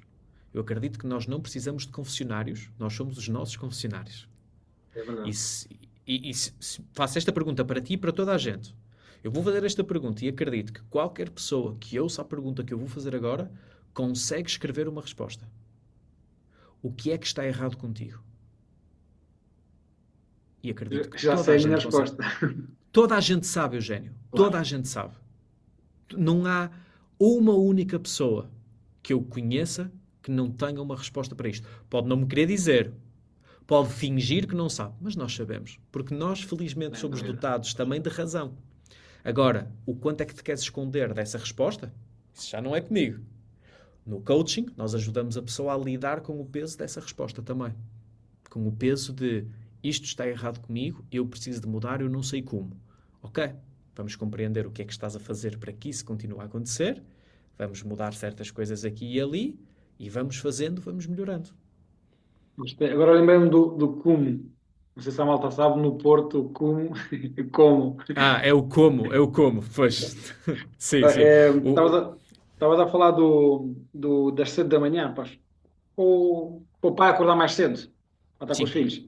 Eu tive, há pouco tempo atrás, fiz um briefing inicial de mentoria financeira com um jovem, tem filhos, vários filhos, e uma esposa, e acho que aquilo está financeiramente caótico, completamente caótico, está morto, pronto. Hum, o jovem fez-me o briefing, mostrou-me toda a realidade financeira da família, as despesas, os consumos, tudo. Minha cara de espanto, normal, né? Mas cada um sabe do caminho que a seguir, não é? Quando eu comecei a dizer às pessoas que, é como tu dizes que, então, acordas mais cedo. E eu comecei a fazer a mesma coisa. Então, estás a comer camarão? Deixas de comer camarão. O camarão não é um bem essencial para ti. E este exemplo, como outros tantos. Tenho mel. Estou a dar um exemplo. Ok, deixas de ter mel, passas a ter novo. Ou novo, que é mais barato. Ou seja, mostrei vários caminhos à pessoa que pode ter para a vida financeira ser mais suave. Mostrei-lhe várias decisões que ele pode tomar. Sabes qual foi a resposta? Não, não quero. Desapareceu. Não desapareceu. É normal. É Porquê? perfeitamente normal. Que é difícil. Porquê? Mas eu pergunto assim: é difícil mudarmos os nossos hábitos, mas é mais fácil estares 20 anos a pagar com o teu suor as tuas asneiras? É isso? Para ele, sim. Porque ele não sabe aquilo que tu sabes. Na tua Mas, cabeça não faz sentido. mas, o Por meu, o exemplo, meu, mas o meu trabalho era ensinar-lhe. E certo, e aí também não estamos a quero falar de uma aprender. coisa diferente do coaching, claramente. Aí estamos a falar de uma coisa diferente. Eu compreendo essa componente do trabalho é ensinar. Aquilo que eu diria é: se aquilo que nós estamos a ensinar, e aqui eu também, se me permites, Eugênio, eu também penso que faz sentido fazer aqui um call-out a um pouco de possível responsabilidade própria, que é, se aquilo que eu estou a ensinar não está a ser interpretado da forma correta pela pessoa que me está a ouvir, até que ponto é que pode ser a forma como eu estou a ensinar? Esta seria uma pergunta primária que eu fazia. Ok. Até que ponto é que a forma como eu estou a colocar os assuntos pode não estar a ser a forma ideal para aquela pessoa, porque às vezes a mudança é tão significativa que a pessoa não sabe como conseguir lidar com essa mudança. Às vezes é duro demais, às vezes quebra completamente a forma de pensar. E outras vezes a pessoa não procura mudar. A pessoa procura que alguém lhe diga que as coisas estão muito más. Só. Bom, É por isso que eu digo que eu não sou fã de chamar as pessoas à razão. E eu, Porque eu acho que cada, ainda cada hoje. um tem a sua razão. Há uma coisa que eu sei: no final, a conta fecha. Isso eu sei. No final, está tudo bem, meu.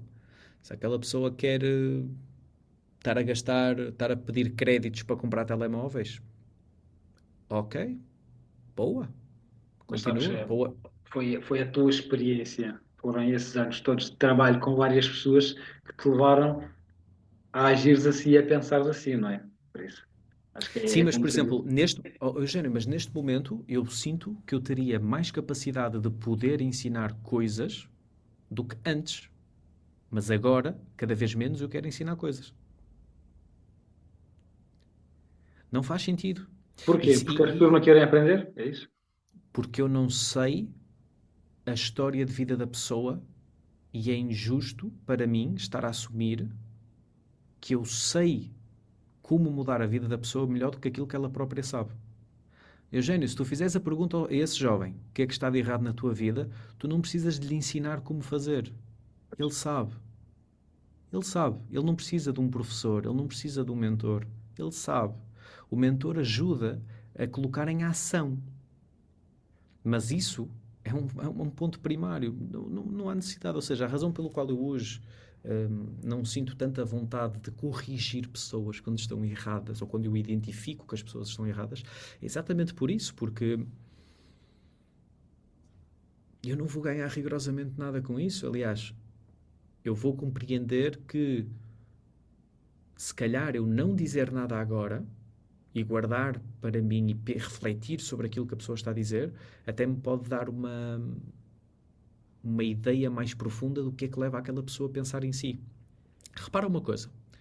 Como é que tu consegues demonstrar aos teus filhos, demonstrar, não é dizer, é demonstrar aos teus filhos o que não fazer?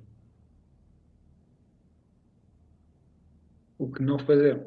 E eu não o fazer também. Ok, mas tu não o fazeres, fica na limbo. Mas como é que tu consegues demonstrar aos teus filhos o que não fazer?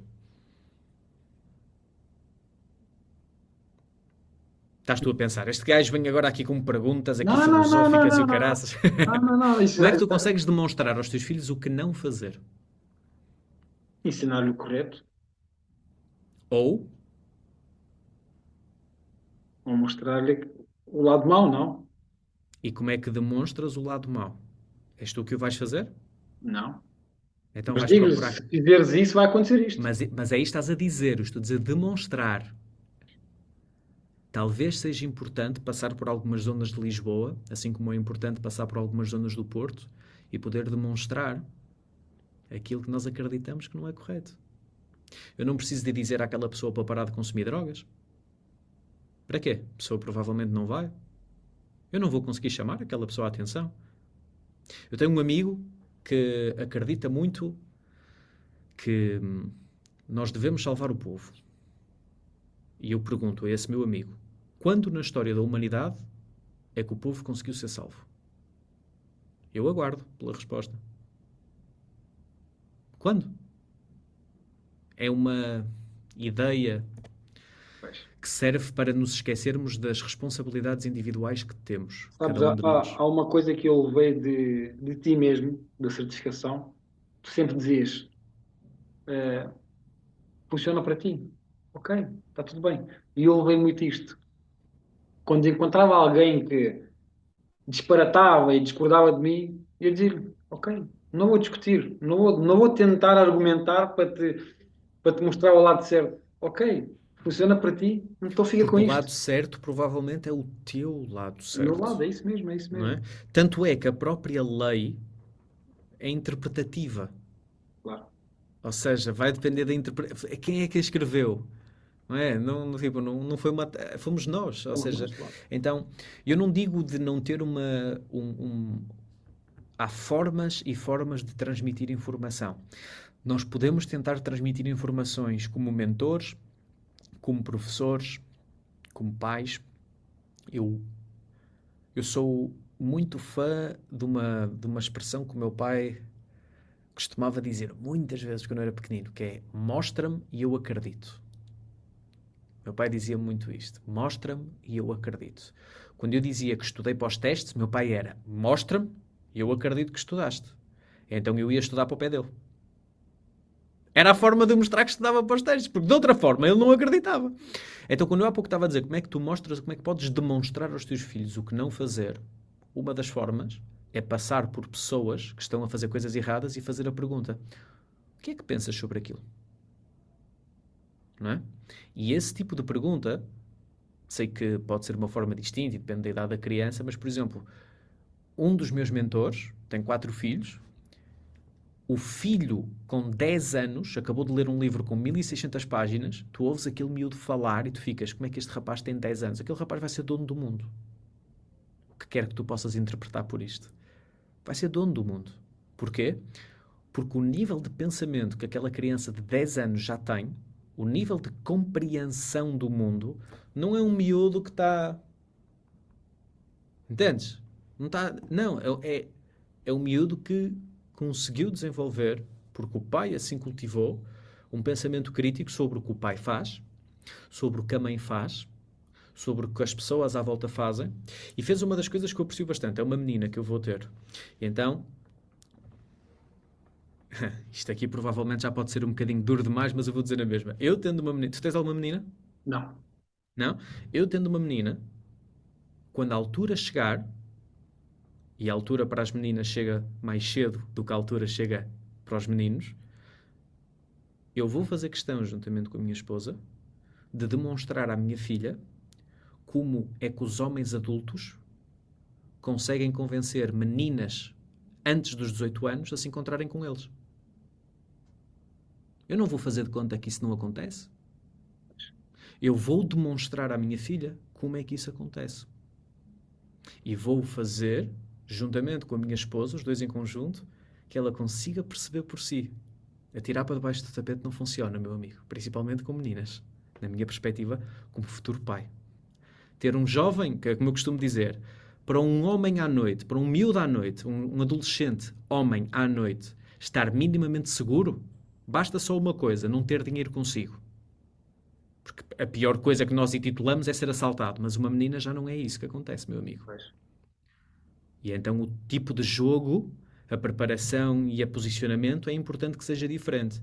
Então, em vez de como é que eu te vou dizer ao ponto que tu acreditas, é como é que eu te vou demonstrar ao ponto em que seja completamente inegável.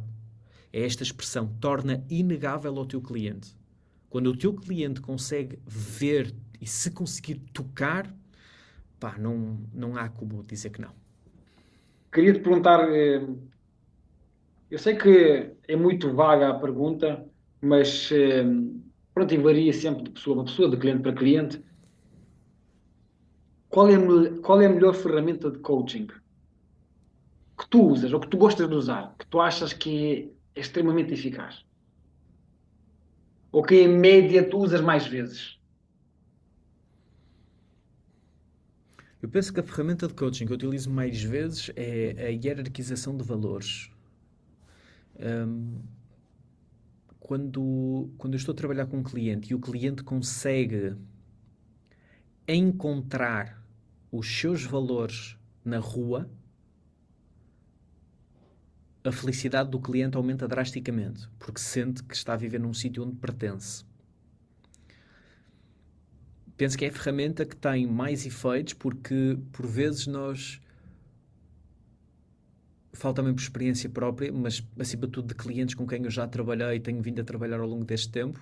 Provavelmente foi a sessão de coaching que eu mais repeti também na minha carreira, sem dúvida alguma, principalmente numa fase inicial. Mas eu penso que é compreender qual é que é a ordem dos valores e que grau de importância é que tem na nossa vida. Porque isso depois vai impactar também o tipo de risco e as decisões que nós podemos tomar. Uma pessoa que tem um valor de segurança muito forte na sua vida casa com uma pessoa que tem que tem um valor principal, liberdade, isto pode ser um grande conflito se não tiverem os dois organizados. Em que é que vão ser mais libertários, em que é que vão ser mais conservadores. Entendes? Então, talvez essa seja a ferramenta-chave para mim, é ajudar as pessoas a compreender quais são os seus valores. Não por exemplo, palavras que também são valores, mas que se tornaram mainstream, como consistência e persistência. Tipo, isso são palavras vazias, não têm significado por dentro. O que é que isso significa? Quando estamos a falar em liberdade, há pessoas que dizem, eu quero ter liberdade. Qual é o teu sonho? O meu sonho é ter liberdade financeira. E o que é que isso é? Qual é o número? Como assim? Qual é o número? Diz-me qual é o número. E algumas pessoas, teve um cliente que me disse uma vez, 5 milhões. E ok, esses 5 milhões distribuídos em quê? Como assim? Não? Disseste, o valor para ter liberdade financeira é 5 milhões. Ok, esses 5 milhões vão servir para quê? Agora, vamos discriminar. A pessoa fica, eu sei lá, então porquê é que disseste que são 5 milhões? Ou seja, qual é que é o contexto? E depois vamos a ver e, na verdade, a pessoa estava a misturar o valor de ambição com o valor de segurança. Porquê? Porque não estava a ganhar o suficiente para pagar as contas ao final do mês e estava a misturar a ambição de querer entrar num negócio novo de imobiliário que ia arrebentar com tudo, quando na verdade estava a querer abdicar do seguro que já tinha para poder pagar as contas. Ou seja, ia ficar ainda pior, porque estava a pôr a ambição acima da segurança e depois ia ficar com a corda apertada no pescoço. Então eu considero que é a parte dos valores. Se tivesse que escolher apenas uma, eu penso que seria a ferramenta dos valores, hierarquização de valores, e depois onde e como, ou como, é que encontramos esses valores na rua, nas pessoas à nossa volta. Onde é que eu encontro liberdade quando saio à rua? Onde é que eu encontro segurança quando eu saio à rua? Onde é que eu encontro honestidade quando eu saio à rua? Onde é que eu encontro crescimento quando eu saio à rua? Onde é que eu encontro amor, afeto quando eu saio à rua? Ou seja, onde é que eu encontro estes valores? E se eu encontro, talvez eu consiga sentir que estou no sítio certo para o desenvolvimento que estou neste momento. Portanto, seria essa a ferramenta. Tu, como todos nós, né? És igual a nós, né? Tens Espero medo. que sim. Espero que sim. Tens medo. Tens medo. Medo de falhar, medo de enganar, medo de correr mal, medo de desiludir a filha, a esposa. Como lidas com o medo?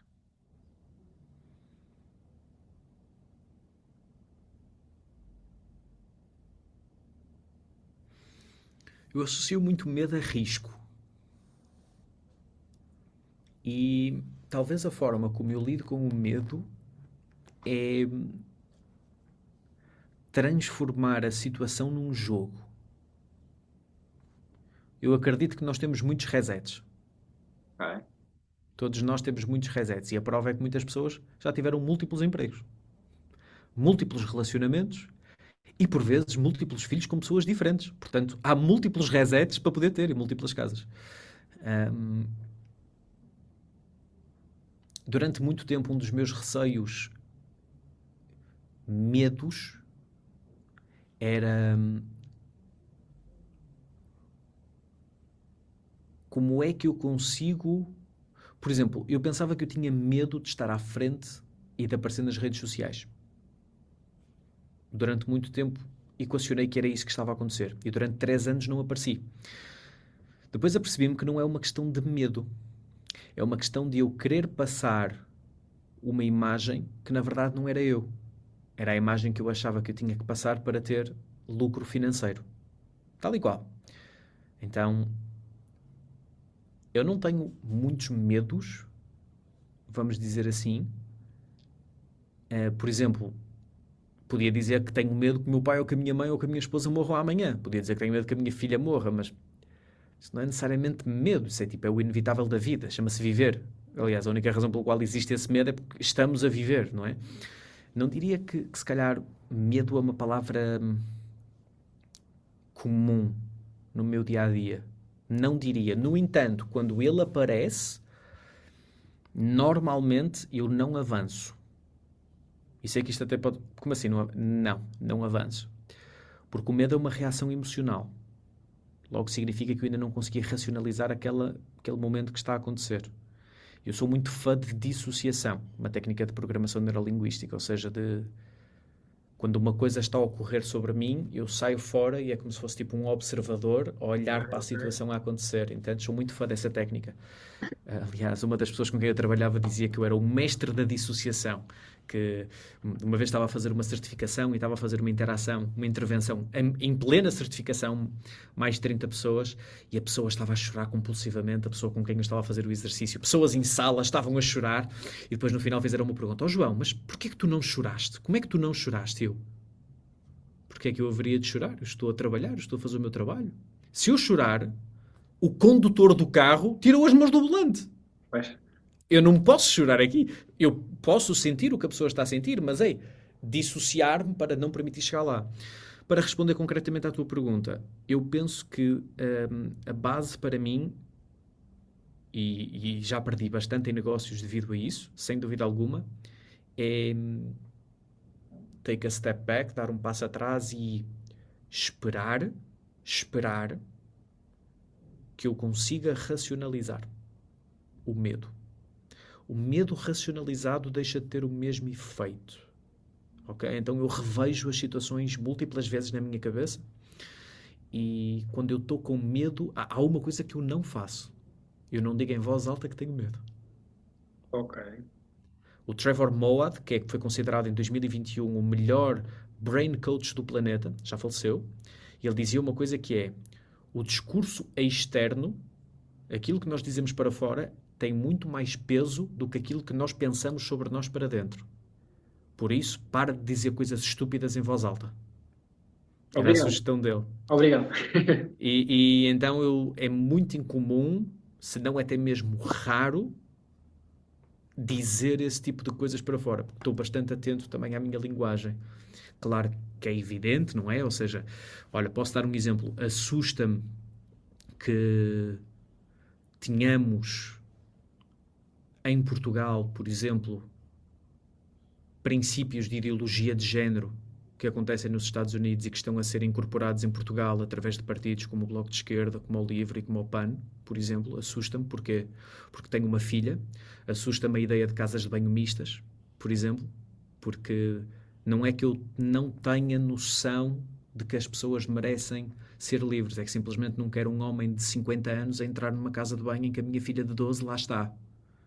Porque se isso acontecesse, provavelmente eu ia preso. Eu tenho plena consciência disso. Então, há coisas que eu tenho medo, mas isso são coisas que eu não controlo. Claro. Entendes?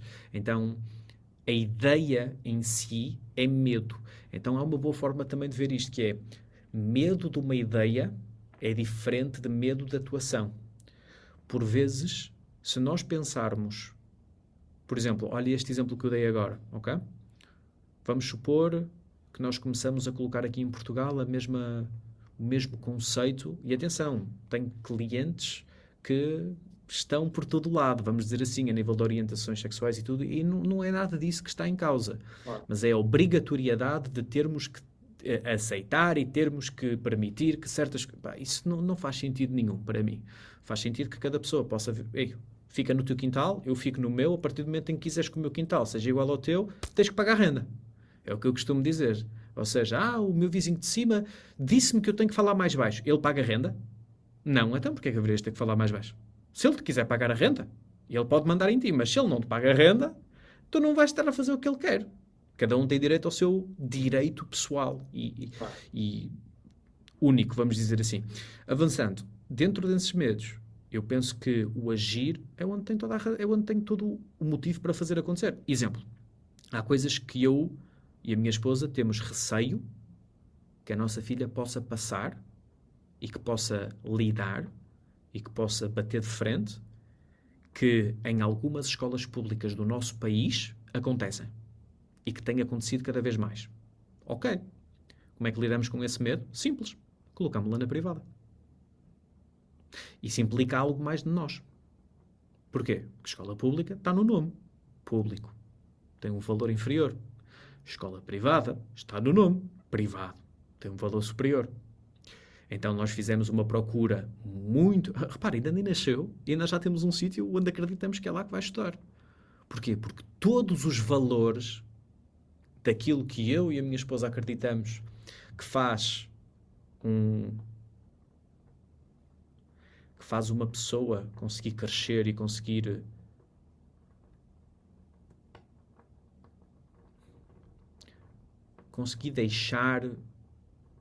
conseguir fazer o seu nome valer a pena. Uma boa forma de dizer assim. Eu gostava muito que o nome... Minha filha vai ser Vieira Cunha. E um dos meus grandes objetivos é que o nome Vieira Cunha valha alguma coisa. E até me vou atrever a dizer uma coisa. Da mesma forma como provavelmente conhecemos o nome Marquês de Pombal. Como provavelmente conhecemos o nome Souto Maior. Como provavelmente conhecemos o nome Rebelo de Sousa. Estás a compreender o que é que eu quero dizer? Fazer o nome valer alguma coisa. E sim, tem uns certos valores que estão associados. As pessoas que conseguem fazer o seu nome valer alguma coisa têm certos valores associados. É verdade que muitos deles são corrompidos mais próximo do fim. Espírito Santo é um nome que durante décadas foi incrivelmente conhecido por o tipo de valor que conseguiu criar na sociedade portuguesa, por exemplo. No final foi corrompido. E muitos outros que vêm. Ou seja, não é? O próprio nome Azevedo, da Sonai, Jerónimo Martins. Ou seja, tanta coisa que dá para fazer aqui. Lidar com os medos é perceber que a razão pelo qual nós temos, se calhar, este medo é porque não temos dinheiro suficiente para lidar com esse medo. Claro. Diz-me um medo que tu tenhas que se tiveres dinheiro suficiente, o medo continua presente. E que não seja uma coisa inevitável. Tenho medo que o meu pai morra antecipadamente. Ok, tipo, ganha dinheiro suficiente, vais a um hospital privado, fazes todas as análises de prevenções, etc. Gastas milhares e milhares e milhares e eventualmente podes ter acesso. Agora, do que não é inevitável, dinheiro é a solução para tudo? Talvez não. Dinheiro é tudo? Não. Da mesma coisa como o Miguel Milhão diz, água também não é tudo. Mas é importante. Então, como lidar com o medo? Focar no fazer. Focar no fazer e lembrar isto. Somos todos mortais, somos todos inevitáveis, vamos provavelmente todos parar ao mesmo sítio, mas se nós não... E atenção, se não pudermos mudar, aí a nossa solução do medo é simples. No Dubai não se paga impostos. Em Portugal há duas certezas: o imposto e a morte. Por isso. No Dubai não há imposto, portanto essa parte é boa. No Dubai já Ok, então só por aí já vale a pena. Eu vou partilhar aqui rapidamente contigo. Sabes como é que eu comecei o podcast? Então, Já o tinha em mente, não é? E sei que sou uma pessoa que nunca estamos preparados 100%. Nunca estamos sabedores, nem a 50%, quando começa a ser, não é? Já o queria fazer. E já tinha em mente todo o planeamento. Quem convidar, como fazer, o nome, tudo. Já estava tudo mentalmente feito. Só que havia um medo que me estava ali à minha volta. Acho que eu fiz. Peguei no telemóvel, mandei o convite. Olha, queres participar do meu podcast? A pessoa respondeu logo. Sim, mandei mais, mandei mais. Mas eu não tinha nada escrito, nada feito, só mentalmente. Ou seja, eu falei com os convidados, comprometi-me com eles, fiquei obrigado a agir. Pronto, e aqui estou. às vezes é isso. Às vezes é falta de experiência, não é? Há claro que vai haver sempre coisas que nós vamos ter mais medo, há coisas que nós vamos ter menos medo, mas João, a experiência bate tudo. eu faço corridas, faço trails, não é? Deixei de fumar há quase 5 anos, corro há quase 5 anos. Pronto, encontrei uma nova paixão, não é? Fiz 10 km, fiz 20 km, o máximo fiz 24. Amigos meus a dizerem assim: Eugênio, vais para a maratona, não vais conseguir, só fizeres 24. Fui para a maratona, fiz 42. Eugênio, agora tenho em mente 100 km, trail. Eugênio, cuidado. Fui para o trail, fiz 60 km de trail. Ou seja, eu ajo para eu próprio descobrir quais são as dificuldades, quais são os desafios, qual é a preparação que vou precisar em caso de falhar. Ou seja, se eu vencer, ok, perfeito. Next step. A seguir, se eu falhar, vou empiricamente, vou saber o que necessito para lá chegar. Mais preparação física, mais melhor dieta, entendes? Por isso, eu para mim funciona assim. Ajo. Posso partilhar contigo qual é que é um dos fatores principais para poder lidar com o medo e que eu acredito que tu tens e por isso é que também acredito que também estás a conseguir lidar com ele muito rápido. Isto é simplesmente uma reflexão minha. Quando nós temos aquilo que eu chamo uma hierarquia de poder na nossa vida, hierarquia de poder no sentido em que nós sabemos quais são as pessoas que realmente importam. No meu caso, minha esposa, os meus pais, tudo o resto. É a minha hierarquia de poder. Mas Se eu sei... onde é que tu estás aqui? Eu não estou nessa hierarquia de poder. Ok. Eu estou fora. Eu não me enquadro dentro dessa... Eu estou de passagem. Eu estou de passagem. Eu não estou aqui para ficar em lado nenhum. O objetivo não é... eu estou de passagem. Por todos os sítios para onde eu vou, eu estou de passagem. Mas aquilo que vem comigo é a minha hierarquia de poder. A minha esposa, os meus pais, tudo o resto. Se a minha esposa estiver comigo, se os meus pais estiverem comigo, we good. Tudo o resto, fuck it. O que é que eu consigo encontrar também? Que muitas pessoas que têm medos, as pessoas mais importantes das suas vidas, validam esses medos. Eu não vou perguntar ao meu pai sobre capitalismo. Não posso. Vai dar merda. Não posso. Mas sabes o que é que aconteceu a partir do momento em que o capitalismo começou a funcionar comigo? Adivinha como é que o meu pai começou a ver o capitalismo? De forma ligeiramente diferente. Então, por vezes, em vez de tentarmos conquistar o mundo todo, é importante começarmos a conquistar a nossa casa. Eu cada vez mais acredito nisso. Às vezes queremos tanto conquistar a atenção dos outros só para chegar a casa e não dar atenção àqueles que lá estão. E eu, felizmente, tenho um relacionamento fantástico, mas acredito que tu também o tens, não só com a tua esposa, mas também com os teus filhos, que é, independentemente de seres uma bosta ou de terminares em primeiro lugar, provavelmente poderás receber uma mensagem de apoio dos teus filhos, da tua esposa também. E isso é importantíssimo. E cada um tem o seu círculo de apoio. Cada um tem a sua hierarquia de poder, é o nome que eu lhe dou. Cada um tem o seu posicionamento daquilo que realmente mais importa. Então, se eu abdicaria desta sala para ficar melhor com a minha esposa e com os meus pais, claramente que sim. Se eu abdicaria do coaching para ficar melhor com a minha esposa e com os meus pais, Eugénio, claramente que sim. Para mim não há dúvida. Minha esposa, meus pais, tudo o resto. E tudo o resto engloba aqui. Quando eu tenho a minha esposa, os meus pais e tudo o resto, torna-se mais simples viver um pouco com os medos mais claros. Porque, agora se me dizes assim, a tua esposa e os teus pais morrem os 3 amanhã. Ok, agora seria problemático para mim. Porquê? Porque a minha hierarquia ia ceder. E aquilo que eu sinto com grande parte dos meus clientes com quem eu começo a trabalhar é que no início não têm uma clareza sobre quem é que realmente é importante terem um apoio e compreensão do seu lado. E depois vão pedir, foi aquela pergunta do quem, vão pedir feedback às pessoas que não são as pessoas certas. Às pessoas que estão como eu, de passagem. E se nós vamos pedir um feedback à pessoa que está de passagem, será que foi a pessoa certa para pedir o feedback? Ou será que faz sentido pedir feedback àquela pessoa com quem vais passar grande parte do teu dia? É o que eu chamo a diferença entre ter uma casa e ter um sítio onde passamos as noites. Uma diferença muito grande. Para quem estiver a ouvir, que dê muita atenção a esta parte. Acho que é muito importante. É muito importante, que é o que eu tenho dito há muito, partilhado com amigos e mesmo com familiares. Estimem-se, amem-se.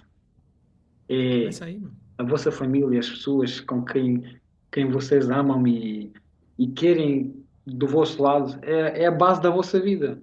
Se essa base cair, o que é que acontece a vocês?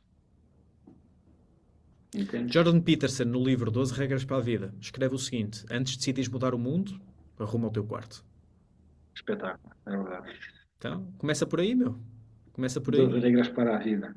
João, eu tinha aqui uma pergunta para ir com 7 linhas, mas eu não vou fazê-la. Vou-te só perguntar.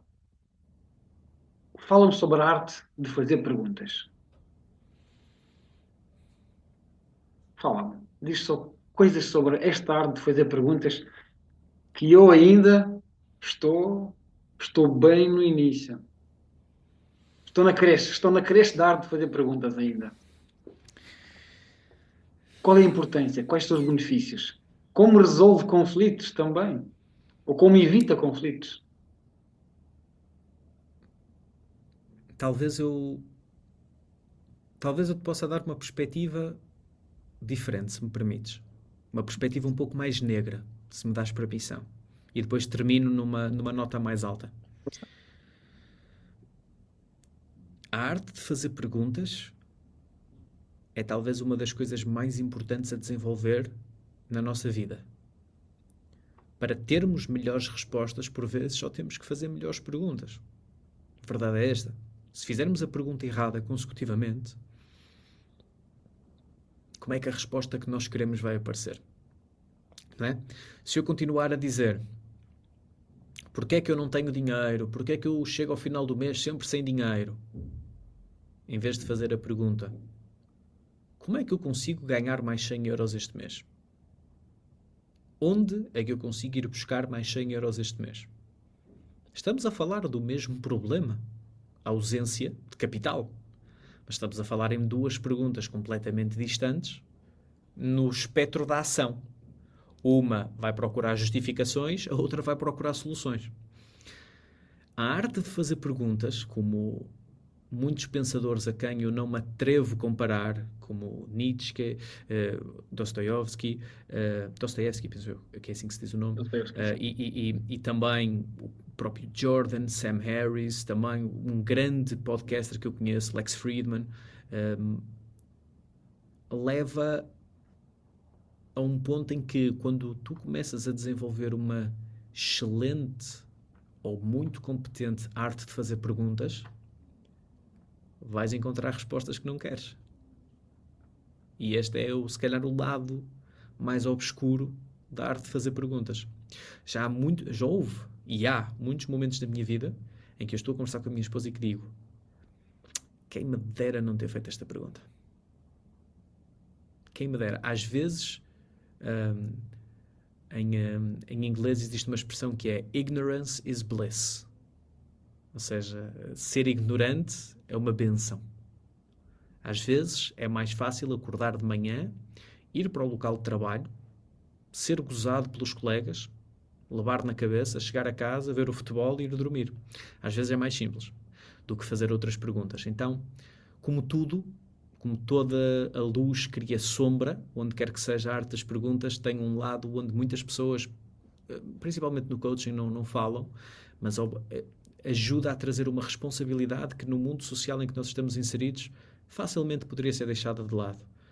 Qual é que para mim é a beleza da arte da pergunta? A arte da pergunta é a arte da resolução. A arte da pergunta foi o que fez o Império Romano tornar-se naquilo que se tornou. A arte da pergunta foi o que fez os seguidores de Jesus Cristo chegarem até onde estamos hoje. A arte da pergunta é o que faz pessoas invadirem outros países. A arte da pergunta é o que faz o mundo ir para a frente. É a arte da profunda curiosidade. É a arte de queremos saber mais. É a arte de será que existe Deus? Será que não existe Deus? Será que foi o Big Bang? Será que não foi? Será que há aliens? Será que não há? Ou seja, é a arte da vida, de certa forma. É a arte de descobrir aquilo que nós ainda não sabemos. Saber fazer boas perguntas é saber estar calado. Que é o maior desafio para os seres humanos. Uma boa pergunta nasce de um silêncio profundo. Se tu estiveres em silêncio o tempo todo, neste podcast, a probabilidade de eu estar a falar o tempo todo é alta. Mas é importante que tu estejas em silêncio para que eu fique sem ter o que dizer, para que tu agora possas fazer a pergunta que realmente vale a pena. Porque enquanto eu estiver no meu script, enquanto eu estiver na minha história, que perguntas é que vais fazer? Não há perguntas boas para fazer assim. Eu considero que perguntas a começar por porquê são perguntas que nós temos que ter atenção a fazer. Quando somos crianças, a palavra porquê está muito associada àquilo que nós fazemos errado. Quando fomos ralhados, porquê que fizeste isso? Porquê que não fazes as coisas direitas? E então assumimos uma posição defensiva. E sou muito fã da pergunta a começar por como. Como é que eu posso fazer isto? Como é que eu consigo chegar ali? Sou muito fã. Então, se há uma coisa que eu percebi com as perguntas, é que a pergunta certa consegue destruir ou curar uma pessoa. Agora, certa, o que é isto? Não é? Tudo vai depender. Eu gostava que mais pessoas se fizessem melhores perguntas, mas desejo que mais pessoas façam menos perguntas, porque sou egoísta. E quanto menos pessoas fizerem mais perguntas, mais eu sei que a minha vida vai melhorar. Porquê? Porque vai haver pessoas preocupadas com o Big Brother. Porque vai haver pessoas preocupadas com quantas pessoas é que estavam a ver o jogo no estádio do Benfica. E eu concordo com essas pessoas. E o meu egoísmo diz, continua, eu não te quero chamar à razão. O mercado está à minha espera. Nada contra. Então, eu desejo que mais pessoas façam melhores perguntas. Felizmente, neste círculo eleitoral, mais pessoas fizeram mais perguntas, mas tenho um desejo interno de podes continuar a gostar do entretenimento como estás. Está tudo bem, olha, viste o que é que aconteceu naquela série ontem? E eu, não, conta-me mais. Entendes? Então, de certa forma, existe um egoísmo também presente, e não o nego, porque acredito que todos nós, de uma forma ou de outra, também o temos, por mais altruístas que possamos ser, e eu consigo ver isso como um superpoder para educar filhos, para lidar com pessoas de décadas diferentes, para resolver problemas, para motivar pessoas, não é? Tenho uma avó com 80 anos que acreditava que tinha todas as doenças do planeta. Eu não lhe consegui convencer que ela não tinha. Eu comecei-lhe a fazer perguntas diferentes. E ela parou de dizer isso. E foi uma das maiores vitórias que eu tive. Com a minha A mãe e mesma com o coisa meu com a minha pai. mãe. Então, fazer perguntas. A arte de fazer perguntas é uma coisa que eu penso que nós deveríamos explorar mais, numa fase introdutória, principalmente até mesmo na escola, seja no ensino básico, penso que seria muito importante. Talvez mais importante, na minha perspectiva, do que ler o Memorial do Convento ou os livros que se dão no 12º ano em português. Saber fazer perguntas. Não é gramática, saber construir perguntas. Essas perguntas vão ajudar a conseguirmos ter melhores trabalhos, vão ajudar a conseguir fazer melhores candidaturas, vão ajudar a conhecer melhor as pessoas com quem nós pensamos que queremos casar e possivelmente ter filhos. Fazer melhores perguntas dá acesso a mais informação, é só isso. A educação está parada, está obsoleta. Há 100 E a anos que não base mexe. é o silêncio. João, aqui avançando aqui no podcast, já que o podcast chama-se Decides Tu, o que é para ti o poder de decisão? E se bem usado este poder, que benefícios nos pode trazer? O que é o poder de decisão? Para mim, é o poder de liberdade, o meu valor máximo. Penso que o poder de decidir é o poder de liberdade. Então, por que nós perguntamos à nossa esposa assim: vamos aonde? Vamos jantar aonde? Não sei, decide tu. Nesse ponto aí, nós estamos a facilitar às nossas esposas elas executarem e viverem o seu valor de liberdade também. E elas, ao dizerem escolhe tu, elas também estão a dizer eu concordo, aceito e permito que tu também vivas a tua liberdade. Então, e se for ao contrário, há uma falda perguntar-te: João, vamos jantar aonde? E tu dizes, decides tu, e forem ao sushi. Vamos, Como sushi? vamos. Então, se eu disser decides tu e a pessoa decide e eu depois digo esse não. Eu normalmente quando me fazem uma pergunta onde é que eu quero ir jantar, eu não digo decides tu, eu decido. Portanto, só por aí eu vou logo à frente. Se me fazem a pergunta, se me abrem essa porta, eu entro. Eu não fico à porta a dizer não, entra tu primeiro. Eu não sou daquelas pessoas que quando entra numa sala, a porta abre e anda, e a pessoa, não, passa tu. E eu, não, passa tu. Se a pessoa diz, passa tu, eu vou, tipo, tranquilo. Aí eu não fico preocupado com essas coisas. Acredito que a parte da decisão é mesmo poder utilizar o livre-arbítrio que todos nós podemos ter. Nem todos temos. Todos nós podemos ter. Às vezes, com um risco maior. E na outra vez estava a ouvir uma coisa que foi: se o maior risco que tu tens na vida não é a tua própria vida, então tu estás à venda. Interessante. Significa que qualquer valor pode comprar aquilo que tu és e aquilo que tu defendes. Quando o teu valor, quando o teu preço é a tua vida e tu não estás à venda, então aí tu estás a estimular a tua liberdade no total. porque estás a ser quem realmente tu decidiste que querias ser.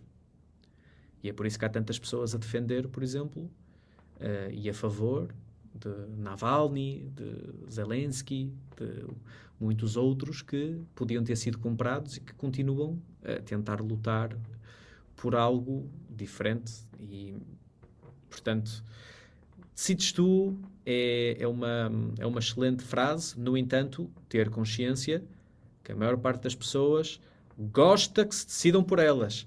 Daí termos em Portugal uma coisa que se chama Partido Socialista. Estou a brincar. Não era isto que eu queria dizer, foi só mesmo brincadeira para as pessoas que vão ouvir.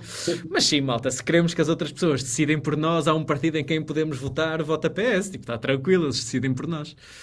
Que é normal. É o estatuto social. Já vem de muito para trás. Diz-me uma coisa, que decisão tomaste tu que mudou a tua vida?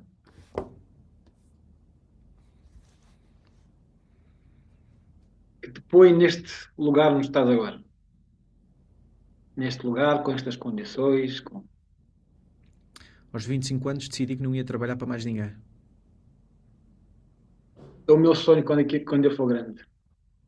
Foi isso. Aos 25 anos decidi que não ia trabalhar para mais ninguém. Despedi-me de um trabalho que estava efetivo para iniciar uma carreira de coach sem qualquer tipo de cliente. A razão pelo qual eu acredito que essa foi a decisão mais importante que eu tomei foi porque eu não recomendo ninguém tomar essa decisão. Não recomendo, a ninguém mesmo. Foi das piores decisões que eu tomei. Sem dúvida alguma que foi. Mas gosto de sentir que tenho... Gosto de sentir que se eu quiser saltar, eu salto. Posso não saltar muito, mas salto. Tens a Não decisão gosto... toda do teu lado. Yeah. Com o bom e com o mau. Claro. Há muitas coisas boas e há muitas coisas más. Exemplo, entramos em Covid e, meu amigo, 60% do meu negócio foi à vida. E os meus amigos estavam em casa, a receber por inteiro, a jogar computador o dia todo, e eu estava com menos 60% de faturação a tentar compreender o que é que ia fazer. Não troco isso por nada. Não consigo. Não dá. Aliás, neste momento estou num local que demorou bastante eu e a minha esposa conseguirmos montar da forma como está, mas essa foi a melhor decisão a título individual, de um ponto de vista profissional. A melhor decisão mesmo da minha vida, mesmo que supera essa e que é a minha decisão, que essa sim eu recomendaria a outras pessoas fazer,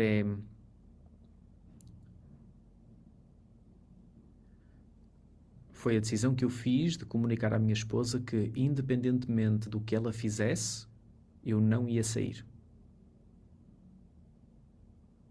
Essa foi a melhor decisão que eu tomei até hoje. Não é preciso explicar, é mesmo isso. Independentemente do que aconteça, eu não vou sair. Eu tive a felicidade de ter um pai, quando eu tinha 12 anos, e grande parte dos meus amigos estavam a passar por processos de divórcio dos pais. O meu pai veio ter comigo e disse assim: filho, não te preocupes, que o pai e a mãe não se separam.